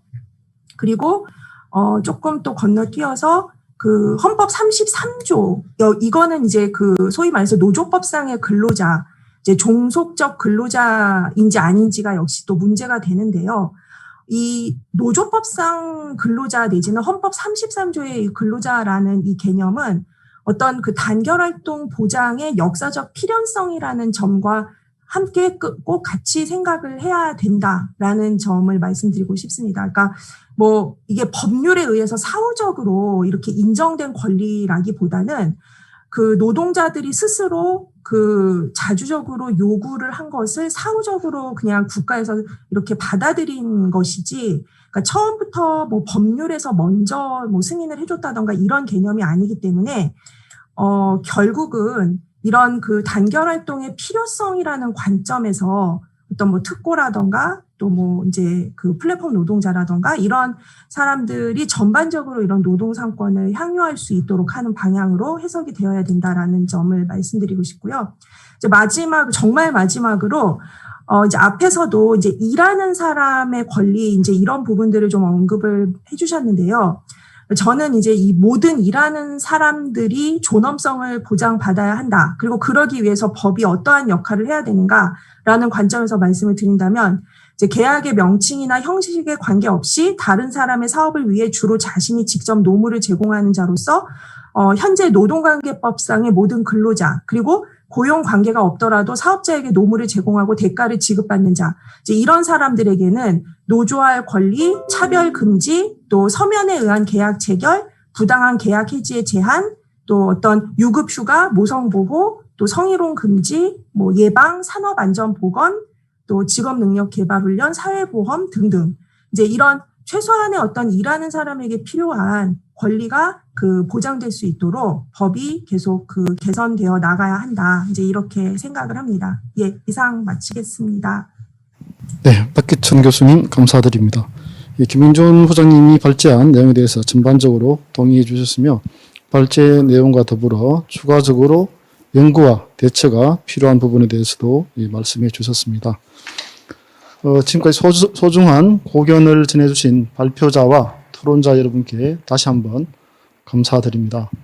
그러면 온라인을 통해 들어온 질문을 청취하고 답변하는 시간을 갖도록 하겠습니다. 접수된 질문 중 두세 개 질문을 우리 송한미 연구위원이 소개해 주시겠습니다. 네, 유튜브 온라인을 통해 접수된 질문을 말씀드리겠습니다. 다양한 질문이 있었습니다만 정흥준 교수님, 김명무중 부장님께 한 개씩 질문을 드리겠습니다. 먼저 정흥준 교수님께 질문입니다. 플랫폼 등을 이용한 초단기 노동력의 이용이 증가하고 있는 점을 고려하여 다수의 사용자에게 노무를 제공하는 특고 종사자는 일정 금액 이상의 소득을 얻는 경우 사용자들이 공동하여 산재보험료를 분담하는 방식을 취하는 것이 필요하진 않을지, 그 예로 국세청이 기업의 소득 정보를 제출을 의무화하여 사후 정산하는 제도를 운영하는 것도 가능할 수 있을 것 같기도 한데 이에 대한 발제자의 의견이 궁금하다는 질문이 있었습니다. 교수님 답변해 주시면 감사하겠습니다. 예, 여러 가지 방안이 있을 수 있습니다. 지금 그 질문해 주신 분처럼 그런 방식도 충분히 가능하고 유력한 대안으로 나타나고 있습니다. 그래서 소득을 한 곳에서만 취하지 않고 여러 곳에서 취한다 할지라도 그 총소득에 대해서 보험료를 부과할 수 있는 방법이 있는 거고요. 또 말씀해 주신 대로 이 기업들이 일정 정도 이윤을 내고 있기 때문에 그 이윤을 기준으로 하든지 아니면 또 매출을 기준으로 하든지 아니면 이 플랫폼이나 특고 종사자들이 부담하는 부분에 대해서 공동으로 분담하든지 등의 여러 가지 방법이 있고 말씀해 주신 것은 이미 충분히 그 아주 유력한 대안 중에 하나로 제기가 되고 있는 안입니다. 그래서 충분히 검토해 볼 만한 사안이다라고 의견을 드립니다. 다음으로 김명준 부장님께는 택배 기사분들은 휴일이나 휴가 시간을 부여받지 못하는 경우가 많고 시급이 낮기 때문에 투잡 또는 쓰리잡을 뛰는 경우도 많은데요. 어떻게 하면 휴식 시간을 보장할 수 있을까요? 라는 질문이 있었습니다. 답변 부탁드리겠습니다. 네, 질문 감사드립니다. 답변 드리면 일단 결론을 먼저 말씀드리면 이분들은 휴식 시간을 보장받을 수가 없습니다. 근로기준법이라든지 산업안전보건법에 근거해서는 지금 현재 어렵습니다. 왜 그러냐면 이분들은 개인 사업주로 분류되기 때문입니다. 그러다 보니까 1차적으로 산업안전보건법의 보호 범위를 좀 확대하는 방안도 일단 우선적으로 생각해 보겠지만 근본적으로는 근로기준법 제4장 근무시간과 휴게시간이 전면적인 제도 개선이 필요할 것 같고, 우선적으로 제가 발제문에서 말씀드렸듯이 이탈리아는 2015년에 법을 개정했습니다. 고용상 지위와 관계없이 플랫폼 노동자를 포함한 모든 노동자에게 노동법이 적용 가능하도록 했습니다. 향후에는 이런 선진국이라든지 주요 사례를 좀 벤치마킹해서 우리나라에 도입하는 방안도 검토해 볼 필요가 있을 것 같습니다. 감사합니다. 네, 좋은 답변 감사드립니다. 네, 답변해 주신 두 분 감사드립니다. 활발하게 참여해 주신 방청객 여러분과 답변해 주신 전문가분들께도 감사드립니다. 네, 그러면 지금부터 두 번째 세션 코로나19 이후 안전보건 환경변화 전망과 법제도 방향을 진행하도록 하겠습니다. 두 번째 세션 역시 좌정이신 오기현 실장님께서 진행해 주시도록 하겠습니다. 두 번째 세션 포스트 코로나 시대 안전보건 환경변화 전망은 두 편의 주제 발표로 진행됩니다. 먼저 첫 번째 주제인 코로나19 전후 근로환경의 변화 비교는 저희 연구원 정책제도연구부 이창훈 연구원과 이지동 연구원이 각각 국내 근로환경 변화와 유럽 근로환경 변화를 주제로 총 20분간 발표를 진행하도록 하겠습니다. 네, 안녕하십니까. 국내 근로환경의 변화를 발표할 산업안전보건연구원의 이창훈입니다. 먼저 들어가기 전 발표에 사용된 근로환경 조사에 대해서 간략히 설명드리겠습니다. 현재 예방을 위해 기존의 물리적, 화학적 유해기온뿐만 아니라 심리사회적, 인간공학적 요인 등 전체 취업자의 전반적인 근로환경에 대한 데이터가 필요하게 되었습니다. 이에 유럽에서 근로환경 조사를 도입하여 유럽 산업재해 예방 정책의 기초 자료로 사용함을 확인하여 산업안전보건연구원에서는 2006년부터 근로환경 조사를 국가성인 통계로 실시하게 되었습니다. 조사의 모집단은 국내 거주 만 15세 이상의 취업자를 대상으로 3년 주기로 전국 5만 가구를 조사하고 있습니다. 본 발표에 사용된 자료는 2017년도에 조사된 제5차 조사와 2020년도에 조사된 제6차 조사를 기반으로 합니다. 현재 제6차 조사는 현장 조사 완료 후 파라데이터 검증 및 에디팅 작업 중에 있으며 본 발표에는 에디팅과 가중치가 적용되지 않은 로우 데이터를 사용하였습니다. 이 점 참고하시기 바랍니다. 먼저 첫 번째로 노동력 구조의 변화부터 살펴보겠습니다. 먼저 고용 형태의 변화를 보겠습니다. 5차 대비 자영업자, 사업주, 무국가족 종사자의 비율은 감소하였고 임금 근로자의 비율은 증가하였습니다. 성별에 따른 고용 형태의 변화입니다. 5차 대비 남성, 여성 모두 임금 근로자의 비율이 증가하였고 여성의 경우 59.2%에서 65.5%로 남성 대비 임금 근로자의 비율이 더 증가한 것으로 나타났습니다. 고용 형태의 변화를 살펴보겠습니다. 5차, 6차 공통적으로 연령이 증가함에 따라 임금 근로자의 비율이 감소하고 자영업자의 비율이 증가하는 경향을 보여주었습니다. 특히 60대 이상의 근로자의 경우 5차에서는 자영업자의 비율이 임금 근로자의 비율보다 더 높은 반면에 6차에서는 임금 근로자의 비율이 더 높은 것으로 나타났습니다. 다음으로 임금 근로자의 계약 형태 변화를 살펴보겠습니다. 임금 근로자는 근로계약 기간에 따라서 상용, 임시, 일용 근로자로 구분됩니다. 조사 결과 5차 대비 임시 근로자의 비율이 더 증가하였습니다. 이에 임금 근로자의 고용 안정성을 판단하기 위하여 현재 직장의 계약이 반복 및 갱신되느냐라는 질문에 아니오라는 응답이 더 증가한 것으로 나타났습니다. 이를 통해 2017년 대비 고용의 안정성이 더 떨어진 것으로 보여집니다. 이제 성별에 따라 임금 근로자의 계약 형태의 변화를 살펴보겠습니다. 남성은 상용 근로자의 비율이 감소하고 임시 근로자의 비율이 증가한 반면 여성 근로자는 상용, 임시 근로자의 비율이 모두 증가하였습니다. 다음으로 연령에 따른 임금 근로자의 계약 형태를 살펴보겠습니다. 임시 근로자의 비율이 증가한 연령층은 20대, 30대, 60대 이상으로 나타났습니다. 앞서 본 현재 직장의 계약 반복 및 갱신 여부를 성별에 따라 살펴보겠습니다. 수치상으로는 여성 근로자가 남성 대비 계약의 반복 및 갱신 여부가 낮게 나타났습니다. 그러나 5차 대비 남성 근로자의 계약의 반복 및 갱신이 되지 않는다라고 답변한 비율이 27.1%에서 35.1%로 여성 대비 더 많이 증가한 것으로 나타났습니다. 이를 통해 남녀 모두 고용의 안정성이 떨어졌으며 남녀 중 남성이 더 안 좋은 것으로 나타났습니다. 이는 통계청 경제활동 인구 조사에서도 비슷한 경향을 보여주었습니다. 예, 다음으로 근로시간의 변화입니다. 근로시간은 모든 종사장 지위에서 감소한 것으로 나타났습니다. 이는 2018년 7월 주 52시간 근무제 단계적 도입에 따른 근로시간 감소 효과로 보여집니다. 다음은 임금 근로자 계약 형태별 근로시간입니다. 여성 근로자가 남성 근로자 대비 근로시간의 감소폭이 더 큰 것으로 나타났습니다. 일자리 분야별로 근로시간을 살펴보겠습니다. 민간을 비롯한 공공부문, 민간 공공협력조직, 비영리 단체, NGO 모든 분야에서 근로시간이 감소하는 모습을 보여주었습니다.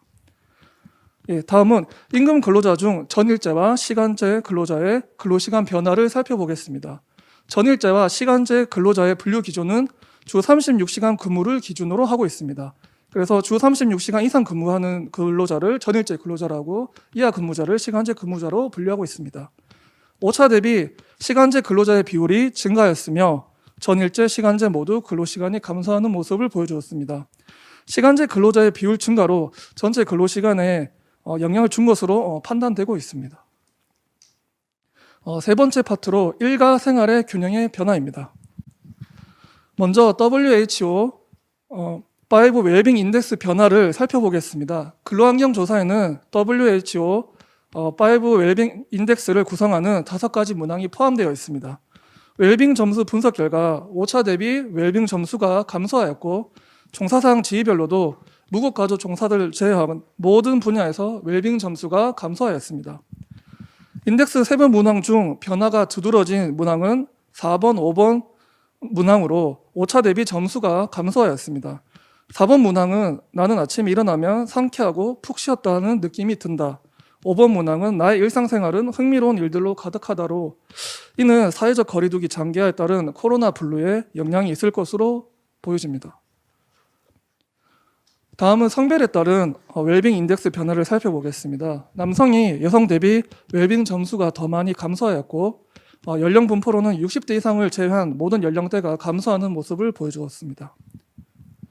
다음은 근로시간 중에 개인, 가족 일처리가 가능하냐라는 질문에 대한 응답입니다. 남녀 모두 근로시간 중 개인, 가족 관련 일처리가 어렵다고 답변한 비율이 증가하였습니다. OECD 보고서에 따르면 코로나19 팬데믹으로 학교 및 보육시설 등의 휴원 확대로 여성의 무급 노동 시간이 남성보다 하루 약 2시간 더 소비한다고 발표했습니다. 이에 근로환경 조사 결과도 보시면 자녀의 돌봄 시간이 남녀 모두 전년 대비 증가하였고 그중 여성 근로자의 경우 남성보다 하루에 더 많은 시간을 돌봄 시간에 할애하는 것으로 나타났습니다. 다음으로는 근무 시간과 가정 및 생활의 균형이 적당하냐라는 질문에 적당하다라는 응답이 5차 대비 증가한 모습을 보여줬습니다. 이는 앞선 근로시간 파트에서 전체적인 근로시간 감소가 이 응답에 영향을 준 것으로 판단되어집니다. 다음으로 일자리 분야 측면으로 살펴보면 공공기관과 비영리단체, NGO가 근무시간과 가정 및 사회생활 균형이 적당하다고 응답하였고 민간 부분과 민간 공공협력조직은 미미하였습니다. 마지막으로 직업의 질 변화를 간단하게 조직 개편 및 구조조정 여부, 업무 강도, 감정적 요구, 업무 재량권 4개 분야로 살펴보겠습니다. 첫 번째로 조직 개편 및 구조조정 여부를 살펴보면 고용원이 있는 자영업주 및 사업주는 조직 개편 및 구조조정의 경험이 감소한 반면에 임금 근로자는 증가한다고 답변하였습니다. 이로써 사업주와 임금 근로자의 입장 차이가 있는 것으로 보여집니다. 임금 근로자의 업무 강도는 5차 대비 감소한 모습을 보여주었습니다. 다음으로는 감정 노동과 관련 있는 근무 시간 중에 감정적 요구 노출 정도에 대해서 결과를 살펴보시면 5차 대비 감정적 요구 노출 시간이 감소한 것으로 나타났습니다. 이는 감정노동자 보호법이 2018년 10월 시행 이후로 근로자, 사용자 모두에게 영향을 준 것으로 판단됩니다. 끝으로 근로자가 업무 중에 자율성과 의사결정 등을 가지는 재량권은 감소한 것으로 나타났습니다. 끝으로 결론입니다. 노동력 구조는 임시 근로자 증가와 고용의 계약 반복 및 갱신 여부 감소로 고용의 안정성이 감소한 것으로 보여집니다. 근로시간은 주 52시간 근무제 도입으로 근로시간 전체적으로 감소하였으며 전일제 시간제 근로자 중 시간제 근로자의 비율이 증가하였습니다. 근무시간 감소로 근무시간과 가정 및 사회생활의 균형은 적절성에 증가하였습니다. 일가 생활의 균형에서는 사회적 거리두기 장기화에 따른 코로나 블루의 영향으로 WHO5 웰빙 인덱스 점수가 감소하는 모습을 보여주었습니다. 또한 코로나19 팬데믹으로 남녀 모두 자녀 돌봄 시간이 증가한 것으로 나타났습니다. 끝으로 직업의 질은 근무시간 중 감정적 요구 시간과 업무 강도는 감소하였고 임금 근로자의 조직 개편 및 구조조정 경험은 증가하였습니다. 업무 재량권은 감소한 것으로 나타났습니다. 이상으로 저의 발표를 마치도록 하겠습니다. 경청해 주셔서 감사합니다. 네, 수고하셨습니다. 이어서 유럽 근로 환경 변화에 대해 연구원의 이지동 연구원께서 발표해 주시겠습니다. 안녕하세요. 유럽 근로 환경의 변화에 대해 발표를 맡게 된 이지동 연구원입니다. 들어가기 앞서 발표에 활용된 자료에 대해서 간략하게 설명드리겠습니다. 첫 번째 자료는 노동력 구조와 근로시간을 살펴보고자 2019년 2분기부터 2020년 2분기까지 유럽 노동력 조사를 활용하였습니다. 두 번째는 일생활 균형과 직업의 질을 확인하고자 유로파운드에서 2020년 4월과 7월에 두 차례 조사한 코로나19 이서베이와 2015년 유럽 근로환경 조사, 2016년 유럽 삶의 질 조사들을 활용하였습니다. 대상은 유럽 27개국이며 아울러 하단 보고서를 참고하였습니다. 목차는 다음과 같습니다. 먼저 노동력 구조의 변화에 대해서 말씀드리겠습니다. 코로나19 확산으로 인하여 유럽 노동력에 큰 변화가 있었습니다. 2020년 1분기에서 2020년 2분기 동안 고용에서 비고용 및 비활동으로 바뀐 순수 근로자 수는 380만 명입니다. 이는 유럽에서 지난 10년 동안 가장 큰 변화라고 합니다. 다음은 성별과 나이별에 따른 고용 상황에서 젊은 사람들의 고용이 감소된 것으로 나타났습니다. 이는 코로나19 확산에 영향을 받은 숙박업, 레저업 등의 젊은 근로자들이 상대적으로 많이 고용되어 있기 때문입니다. 여러 업종 중 주요 업종 몇 가지를 분석하였습니다. 코로나19 확산 이후에 대면 및 여행 관련 업종들이 큰 타격을 입었고 고용 상황에도 반영이 되었습니다. 전반적으로 고용이 감소된 것을 확인할 수 있습니다.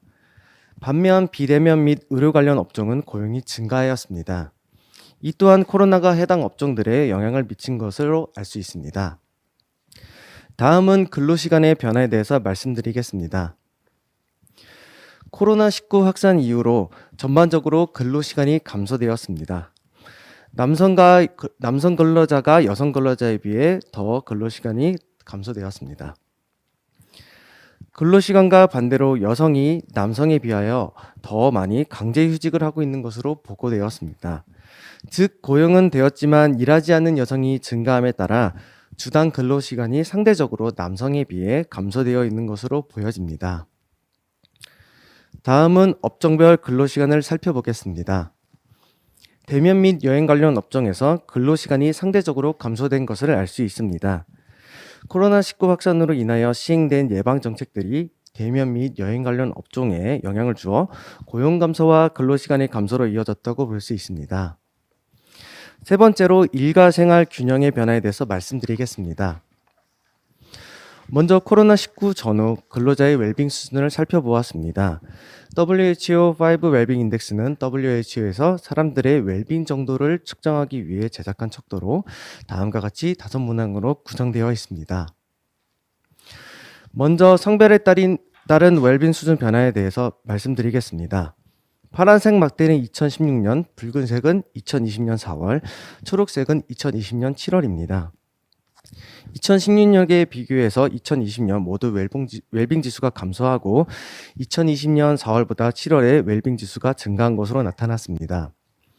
2020년에는 코로나19 확산으로 인하여 전반적으로 웰빙 지수가 감소된 것으로 보여지며 또한 4월에는 유럽에서 락다운으로 인하여 지수가 감소되었다가 점차 완화되면서 7월에는 증가한 것으로 추측됩니다. 성별과 마찬가지로 연령대에서도 유사한 결과를 보여주고 있습니다. 그 다음은 일생활 균형을 살펴보았습니다. 그래프에서 남성의 일생활 균형 정도를 나타내며 붉은색 막대는 0세부터 11세 자녀를 가진 경우입니다. 이 집단은 다른 집단에 비해 일생활 균형에 어려움을 겪는 것을 보고하고 있습니다. 다음은 여성의 일생활 균형입니다. 여성도 남성과 마찬가지로 0세부터 11세 자녀가 있는 경우 상대적으로 어려움을 겪고 있는 것으로 나타났습니다. 아울러 여성은 남성에 비해 일생활 균형이 더 어려운 것으로 보고되었습니다.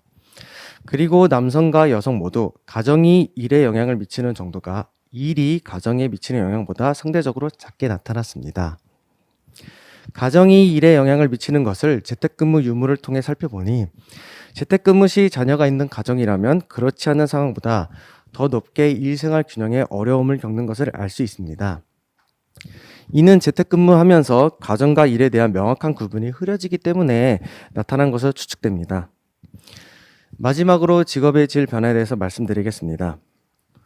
그래프에서 파란색 막대는 2015년이며 붉은색이 2020년 7월을 나타냅니다.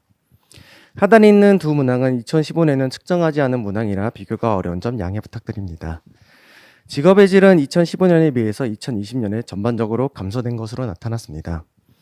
여러 문항 중 일을 끝내는 데 시간이 부족하다 같은 경우 근로시간이 감축됨에 따라 2020년에는 약간 증가한 것으로 추측됩니다. 직업의 질에 대한 여러 가지 결과 중에서 두드러진 몇 개를 추려보았습니다. 먼저 일을 끝내는 데 시간이 부족하다 문항에서 교육, 건강, 서비스업에서 시간이 부족하다라고 응답한 사람들의 비율이 높았습니다. 특히 건강과 관련된 업종은 이 문항뿐만 아니라 전반적으로 직업의 질에 대한 문항들에서 부정적으로 나타났습니다. 또한 근무 형태 중 재택근무는 가족 및 집안일이 재택근무에 영향을 미쳤거나 재택근무가 익숙하지 않아서 시간이 부족하다라고 응답한 것으로 보입니다. 다음은 일할 때 감정적으로 힘들다 문항입니다. 업종 중에서 교육, 건강, 상업 및 숙박업이, 성별에서는 여성이 남성에 비해 감정적으로 힘들다라고 보고했습니다. 해당 업종들이 고객을 상대함에 있어서 어렵기 때문에 감정적으로 힘듦을 보고한 것으로 보이며 또한 해당 업종 종사자들의 다수가 여성이기 때문에 성별에서도 이와 비슷한 결과가 나왔다고 보여집니다. 마지막으로 일할 때 고립감에 대한 답변입니다. 연령대를 살펴보면 젊은 근로자일수록 고립감을 느낀다라고 보고하였습니다. 이는 젊은 근로자는 대부분 신입사원으로 조직과 업무에 적응함에 있어서 어려움을 겪기 때문에 고립감을 느낀다라고 응답한 것으로 보여집니다. 또한 근무 형태 중 재택근무 시 상대적으로 사무실에서 근무하는 것보다 고립감을 느낀다라고 응답하고 있습니다. 발표를 종합하겠습니다. 코로나19 확산 이후 대면 및 여행 관련 업종에서 고용 및 근로시간이 감소하였고 전반적으로 근로자들의 근로시간이 감소하였습니다. 그중 여성이 남성에 비해 강제휴직을 더 많이 하는 것으로 나타났으며 또한 젊은 근로자의 고용 감소가 발생하였습니다. 웰빙은 2016년보다 2020년에 감소하였으며 2020년 4월에 비해 7월에는 증가하였습니다. 일생활 균형으로는 0세부터 11세 자녀가 있거나 여성이거나 재택근무 시에 어려움을 겪는다고 보고하였습니다. 마지막으로 직업의 질은 2015년보다 2020년에 감소하였습니다. 이상 제 발표를 마치겠습니다. 경청해 주셔서 감사합니다. 네, 좋은 발표 감사합니다. 발표자들께서 마지막에 내용을 잘 정리하여 말씀해 주셨습니다. 두 번째 주제인 팬데믹 기간 업종별, 고용 형태별 변화 추이 및 전망은 연구원 정책제도연구부 김명중 연구위원이 발표를 해주시겠습니다. 안녕하십니까. 산업안전보건연구원 정책제도연구부 김명중 연구위원입니다. 저는 오늘 코로나19 이후 업종별, 고용 형태별로 안전보건 환경에 어떠한 변화가 생겼는지 그리고 앞으로의 전망은 어떠한지에 대해서 가장 최근의 통계 자료를 활용한 분석을 중심으로 살펴보고자 합니다. 목차를 보시겠습니다. 먼저 업종별 진단에서는 세부 업종을 제조업, 서비스업, 건설업으로 구분하고 업종 내 경제활동 인구와 기업의 고용 변화 및 근로시간 변화 등을 살펴보고자 합니다. 그리고 고용 형태별 진단에서는 고용 형태를 크게 임금 근로자와 비임금 근로자로 구분하고 세부 고용 형태별 규모 변화와 근로시간 변화 등을 살펴봄으로써 안전보건 환경 변화를 진단 및 전망해 보았습니다. 먼저 업종별 진단입니다. 첫 번째로 살펴볼 업종은 제조업입니다. 보고 계신 그래프는 통계청 경제활동 인구조사로부터 추출한 2018년 1월부터 최근 2021년 3월까지의 취업자 수를 나타내고 있고, 주황색이 전산업 취업자, 그리고 파란색이 제조업 부분의 취업자를 나타내고 있습니다. 참고로 여기서 취업자라 함은 수입을 목적으로 1시간 이상 일한 사람, 혹은 주 18시간 이상 일한 무급가족 종사자, 그리고 직장 또는 사업체를 가진 일시휴직자를 일컫습니다. 따라서 취업자 수는 노동활동을 하고 있는 인구가 지금 얼마나 되는지를 나타내주는 지표라고 할 수 있겠습니다. 전산업 취업자는 상승 추세를 이어오다가 코로나 발생 시점을 기준으로 하락 추세에 접어든 반면, 제조업 취업자 수는 과거부터 꾸준한 하락세를 보이고 있고, 그렇기 때문에 2020년 지금 하락세가 코로나19의 영향인지 여부는 다소 불분명해 보입니다. 또한 코로나19 이후에 노동시장 변화를 연구한 대부분의 보고서들에서도 제조업 부분에 대한 코로나의 충격은 타 업종에 비해서 상대적으로 작은 것으로 판단하고 있습니다. 네, 이번에는 업종 내 고용 변화에 대해서 살펴보겠습니다. 고용자 수는 고용노동부 사업체 노동력 조사에서 발췌한 자료로, 이 조사는 종사자 1인 이상 사업체 약 4만 개를 대상으로 매월 진행하기 때문에 노동 수요 측의 관점에서 고용 동향을 파악할 수 있다는 장점이 있고, 또 동향을 업종별, 규모별로 구분하여 살펴볼 수 있다는 장점도 가지고 있습니다. 제조업 부분 고용에 있어서는 코로나19가 상용 근로자와 임시 일용 근로자에게 서로 상이한 영향을 준 것으로 판단됩니다. 구체적으로 보면 코로나19 이후 상용 근로자의 고용은 지속적으로 하락세를 보인 반면, 임시 일용 근로자의 고용은 1차 대유행 기간까지 잠시 하락세를 보이다가 이후 급등하는 추세를 보입니다. 이에 고용이 불안정한 임시 일용 근로자의 고용이 증가함에 따라 고용 불안정, 그리고 안전보건 사각지대 증가가 우려되는 상황입니다. 제조업의 근로시간 변화를 살펴보겠습니다. 상용 근로자는 2019년 평균 177.9시간을 일했습니다. 이거는 월 근로시간을 이야기합니다. 2020년에는 174.3시간을 일해서 전반적으로 근로시간이 감소하였고, 임시 일용직의 경우에도 근로시간은 감소하였는데, 특히 5인 미만 소규모 사업장의 경우 2019년 96시간에서 2020년 92.8시간으로 약 3.33% 감소하여 감소폭이 가장 큰 것으로 나타났습니다. 이는 코로나로 인한 노동시장 충격이 취약계층에게 크게 나타난 것으로 해석될 수 있고, 다만 이러한 근로시간 감소는 코로나 영향 외에도 주 52시간 근무제 의무 도입 등 기존의 근로시간 감소 트렌드도 간과할 수 없는 부분이긴 합니다. 이번에는 서비스업 종을 살펴보겠습니다. 서비스업 취업자는 전산업 취업자의 약 70% 이상을 차지하기 때문에 전산업 취업자 수 추이와 비슷하게 움직이는 경향을 보이고 있습니다. 대면 서비스가 다수를 차지하는 서비스업의 경우에는 코로나19의 직격탄을 맞은 것으로 보이고, 1에서 3차 대유행을 거치면서 지속적으로 하락 추세를 보이고 있습니다. 올 2월 들어서 반등세를 보이고 있기는 하지만 현재 진행 중인 4차 유행의 정도와 지속기간이 상당한 것으로 보아 향후 고용 충격에도 대비할 필요가 있다고 생각됩니다. 서비스업의 고용 동향입니다. 경제활동 위축과 더불어서 서비스업 고용 부분 충격은 상당한 수준으로 보입니다. 특히 종사장 지위별로 차이가 보이는데요. 코로나19 이후 서비스업 부분 상용 근로자 고용은 전년 대비 큰 하락세를 보였습니다만, 경기 변동에 민감한 임시 일용 근로자 고용의 경우에는 1차 대유행 시기까지 급락하였다가 이후 급등 추세를 보이고 있습니다. 경기반 등의 취약계층인 임시, 일용근로자 위주로 고용이 증가함에 따라 고용 불안정과 더불어 안전보건 사각지대 확대가 우려되는 대목입니다. 참고로 서비스업 세부 업종별로 고용 동향을 살펴보면 도소매 업종 같은 경우에는 전년 동기 대비 보합세를 이룬 반면 대면 서비스가 주를 이루는 숙박 및 음식업과 예술 스포츠 여가 업종은 매우 큰 폭으로 하락, 운수 창구업도 소폭 하락하였습니다.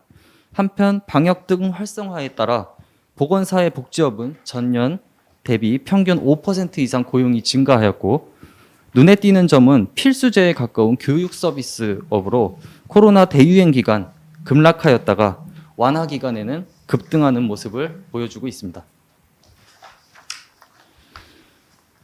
서비스업 부분에서도 코로나19 이후 전반적으로 월 평균 근로시간이 감소한 것으로 보이는데 주목할 만한 점은 5인 미만 소규모 사업장의 상용 근로자 근로시간은 소폭 감소한 반면 초과 근로시간은 전년 대비 크게 증가하였다는 점입니다.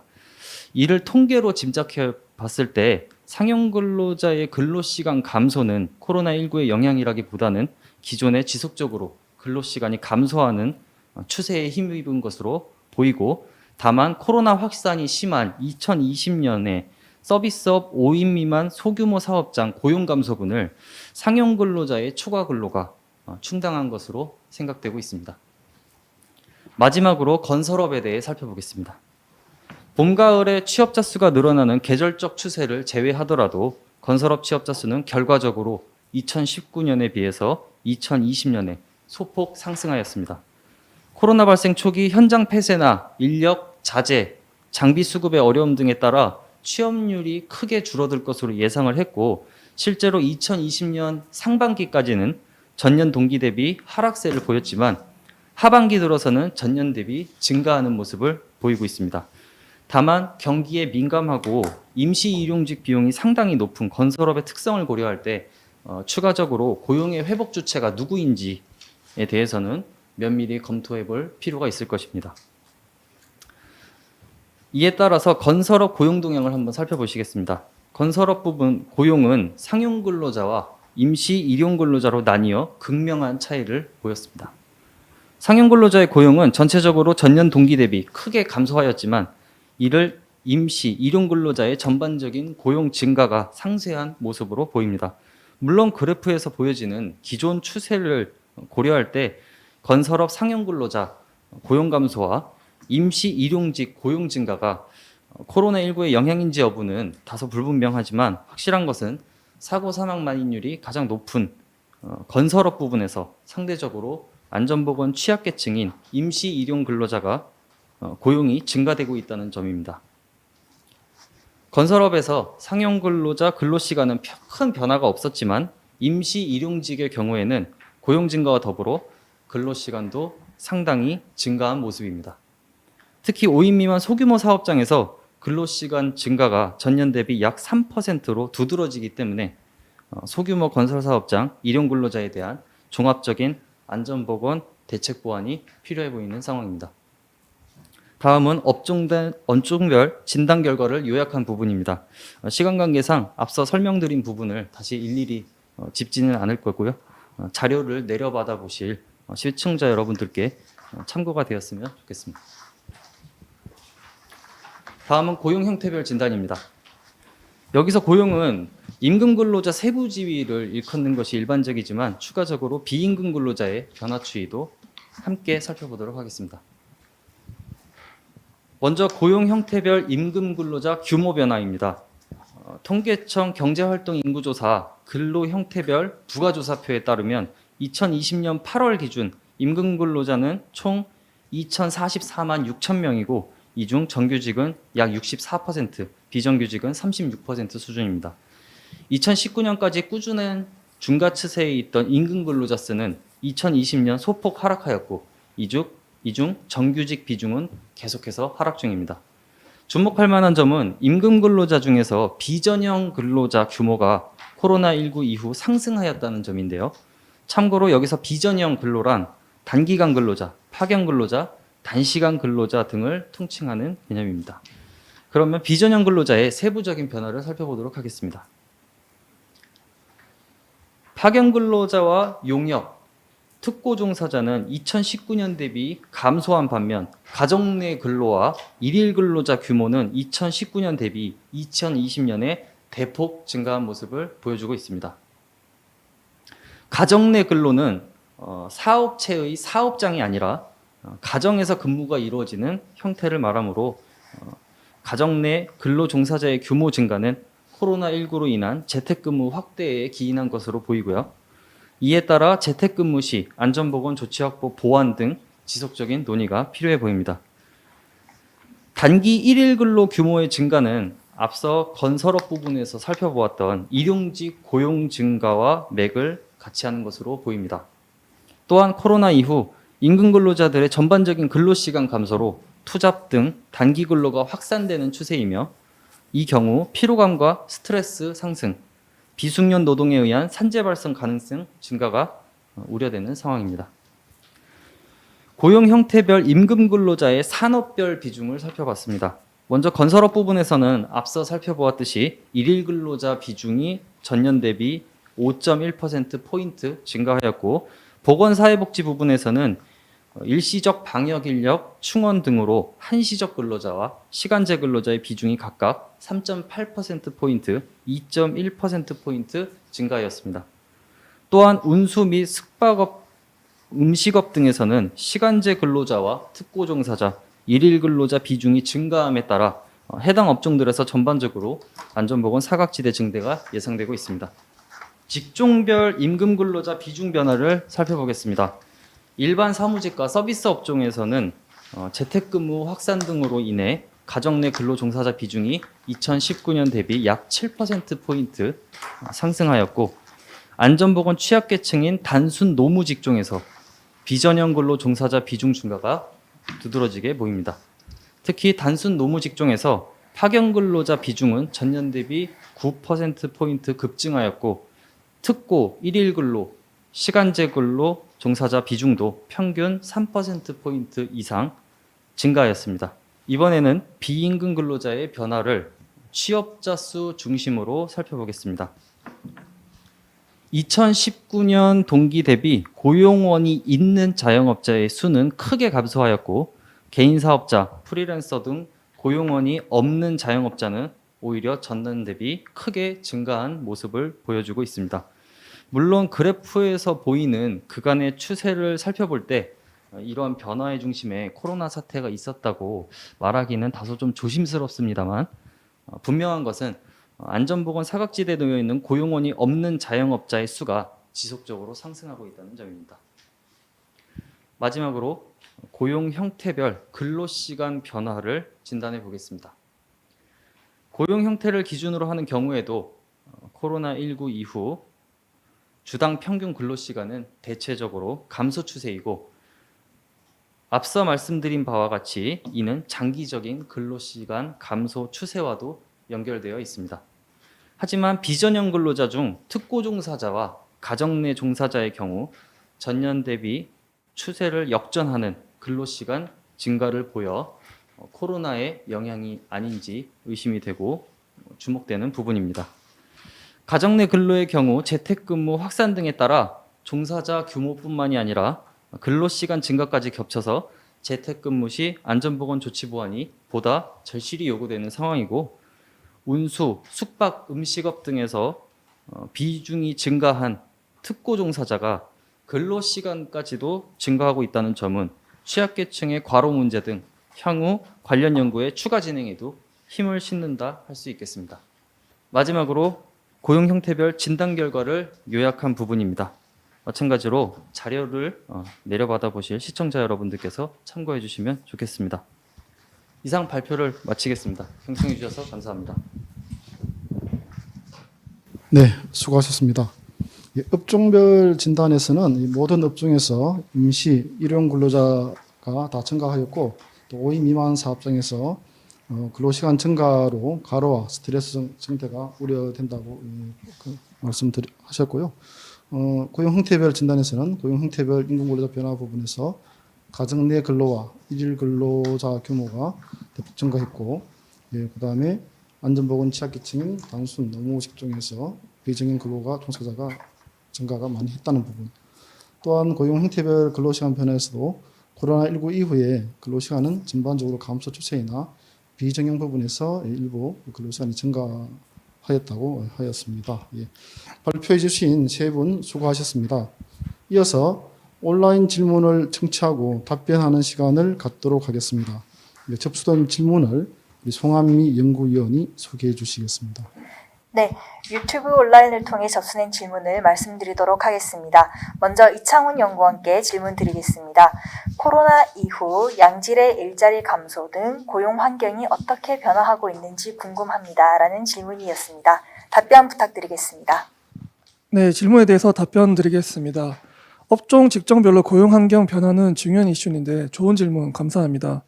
통계청 경제활동 인구 조사 결과를 따라서 판단해 보면 코로나19 확산 이후로 국내 노동 인구 변화가 과거 외환위기와 금융위기와 같은 경제위기와 비슷한 양상을 보여주었습니다.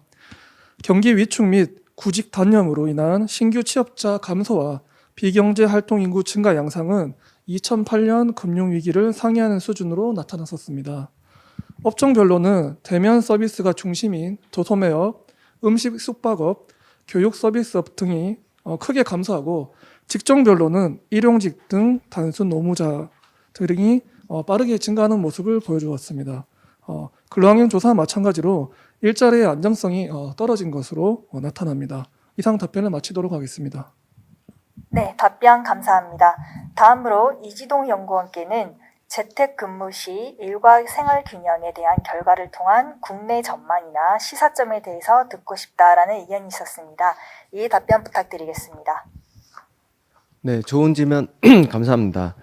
2020년 고용노동부 발표된 자료에 따르면 국내 기업 가운데 재택근무를 운영 중인 곳이 절반에 달하였지만 10% 미만 근로자가 재택근무를 실시하고 있다는 응답이 40%를 차지해 아직 본격적으로 재택근무가 활성화된 것으로 보기 어렵습니다. 그래도 점차 재택근무 활성화에 대한 분위기가 정착되고 있으며 향후 재택근무를 하는 근로자가 증가할 것으로 보입니다. 유럽의 사례와 같이 재택근무를 시행함에 있어 발생할 수 있는 일생활 불균형 문제 등을 대비하기 위한 정책 수립 및 지원책 마련이 필요할 것으로 보입니다. 이상 답변을 마치겠습니다. 네, 답변 감사드립니다. 마지막으로 김명중 연구위원님에 대한 질문인데요. 코로나 이후 어떤 업종에서 재해가 많이 발생할 수 있을지, 또 이런 재해에는 어떤 대책이 필요할지에 대한 질문입니다. 답변 부탁드리겠습니다. 예, 좋은 질문 감사합니다. 코로나 이후에 어떤 업종에서 재해가 가장 많이 발생할지, 그리고 어떤 대책이 필요할지에 대해서 질문 주셨습니다. 사실 결과부터 말씀드리면 여전히 건설업이 아닐까 하는 생각이 드는데요. 2020년 건설업 사고 사망자 수는 567명으로 산업 중에서 가장 높고요. 여전히 높습니다. 엎친 데 덮친 격으로 코로나 이후에 건설업 중에서 특히 소규모 사업장을 중심으로 임시 일용 근로자 수가 매우 증가하고 있고요. 근로시간 역시도 계속해서 증가하고 있는 상황입니다. 그래서 건설업은 여전히 주목해서 봐야 한다라고 생각이 되고요. 더구나 정부가 신도시 건설 등 부동산 공급 대책을 확대하고 있고요. 또 건설 경기가 계속해서 확대될 것으로 전망이 되고 있습니다. 그렇기 때문에 건설업 분야 종사자는 계속해서 확대될 것으로 예상이 됩니다. 건설업에 종사하는 대부분의 근로자들은 임시 일용 근로직들이고요. 또 작업 특성상 고소작업 등이 많고 사망사고 위험이 높은 특징이 있습니다. 그리고 그런 특징은 여전히 건설업 분야 사고 사망자가 가장 많다는 점이 반증해주고 있습니다. 따라서 소규모 건설 현장의 사망사고 예방을 위한 사업에 집중할 필요가 있습니다. 또한 폭염시 근로자 건강보호 강화, 건설기계 특고 종사자 보호 등의 법 적용이 원활히 이루어지도록 행정지도가 필요할 것으로 생각됩니다. 네, 좋은 답변 감사합니다. 네, 답변해 주신 세 분께 감사드립니다. 이로써 안전보건 정책 분야 전문가 포럼을 마치도록 하겠습니다.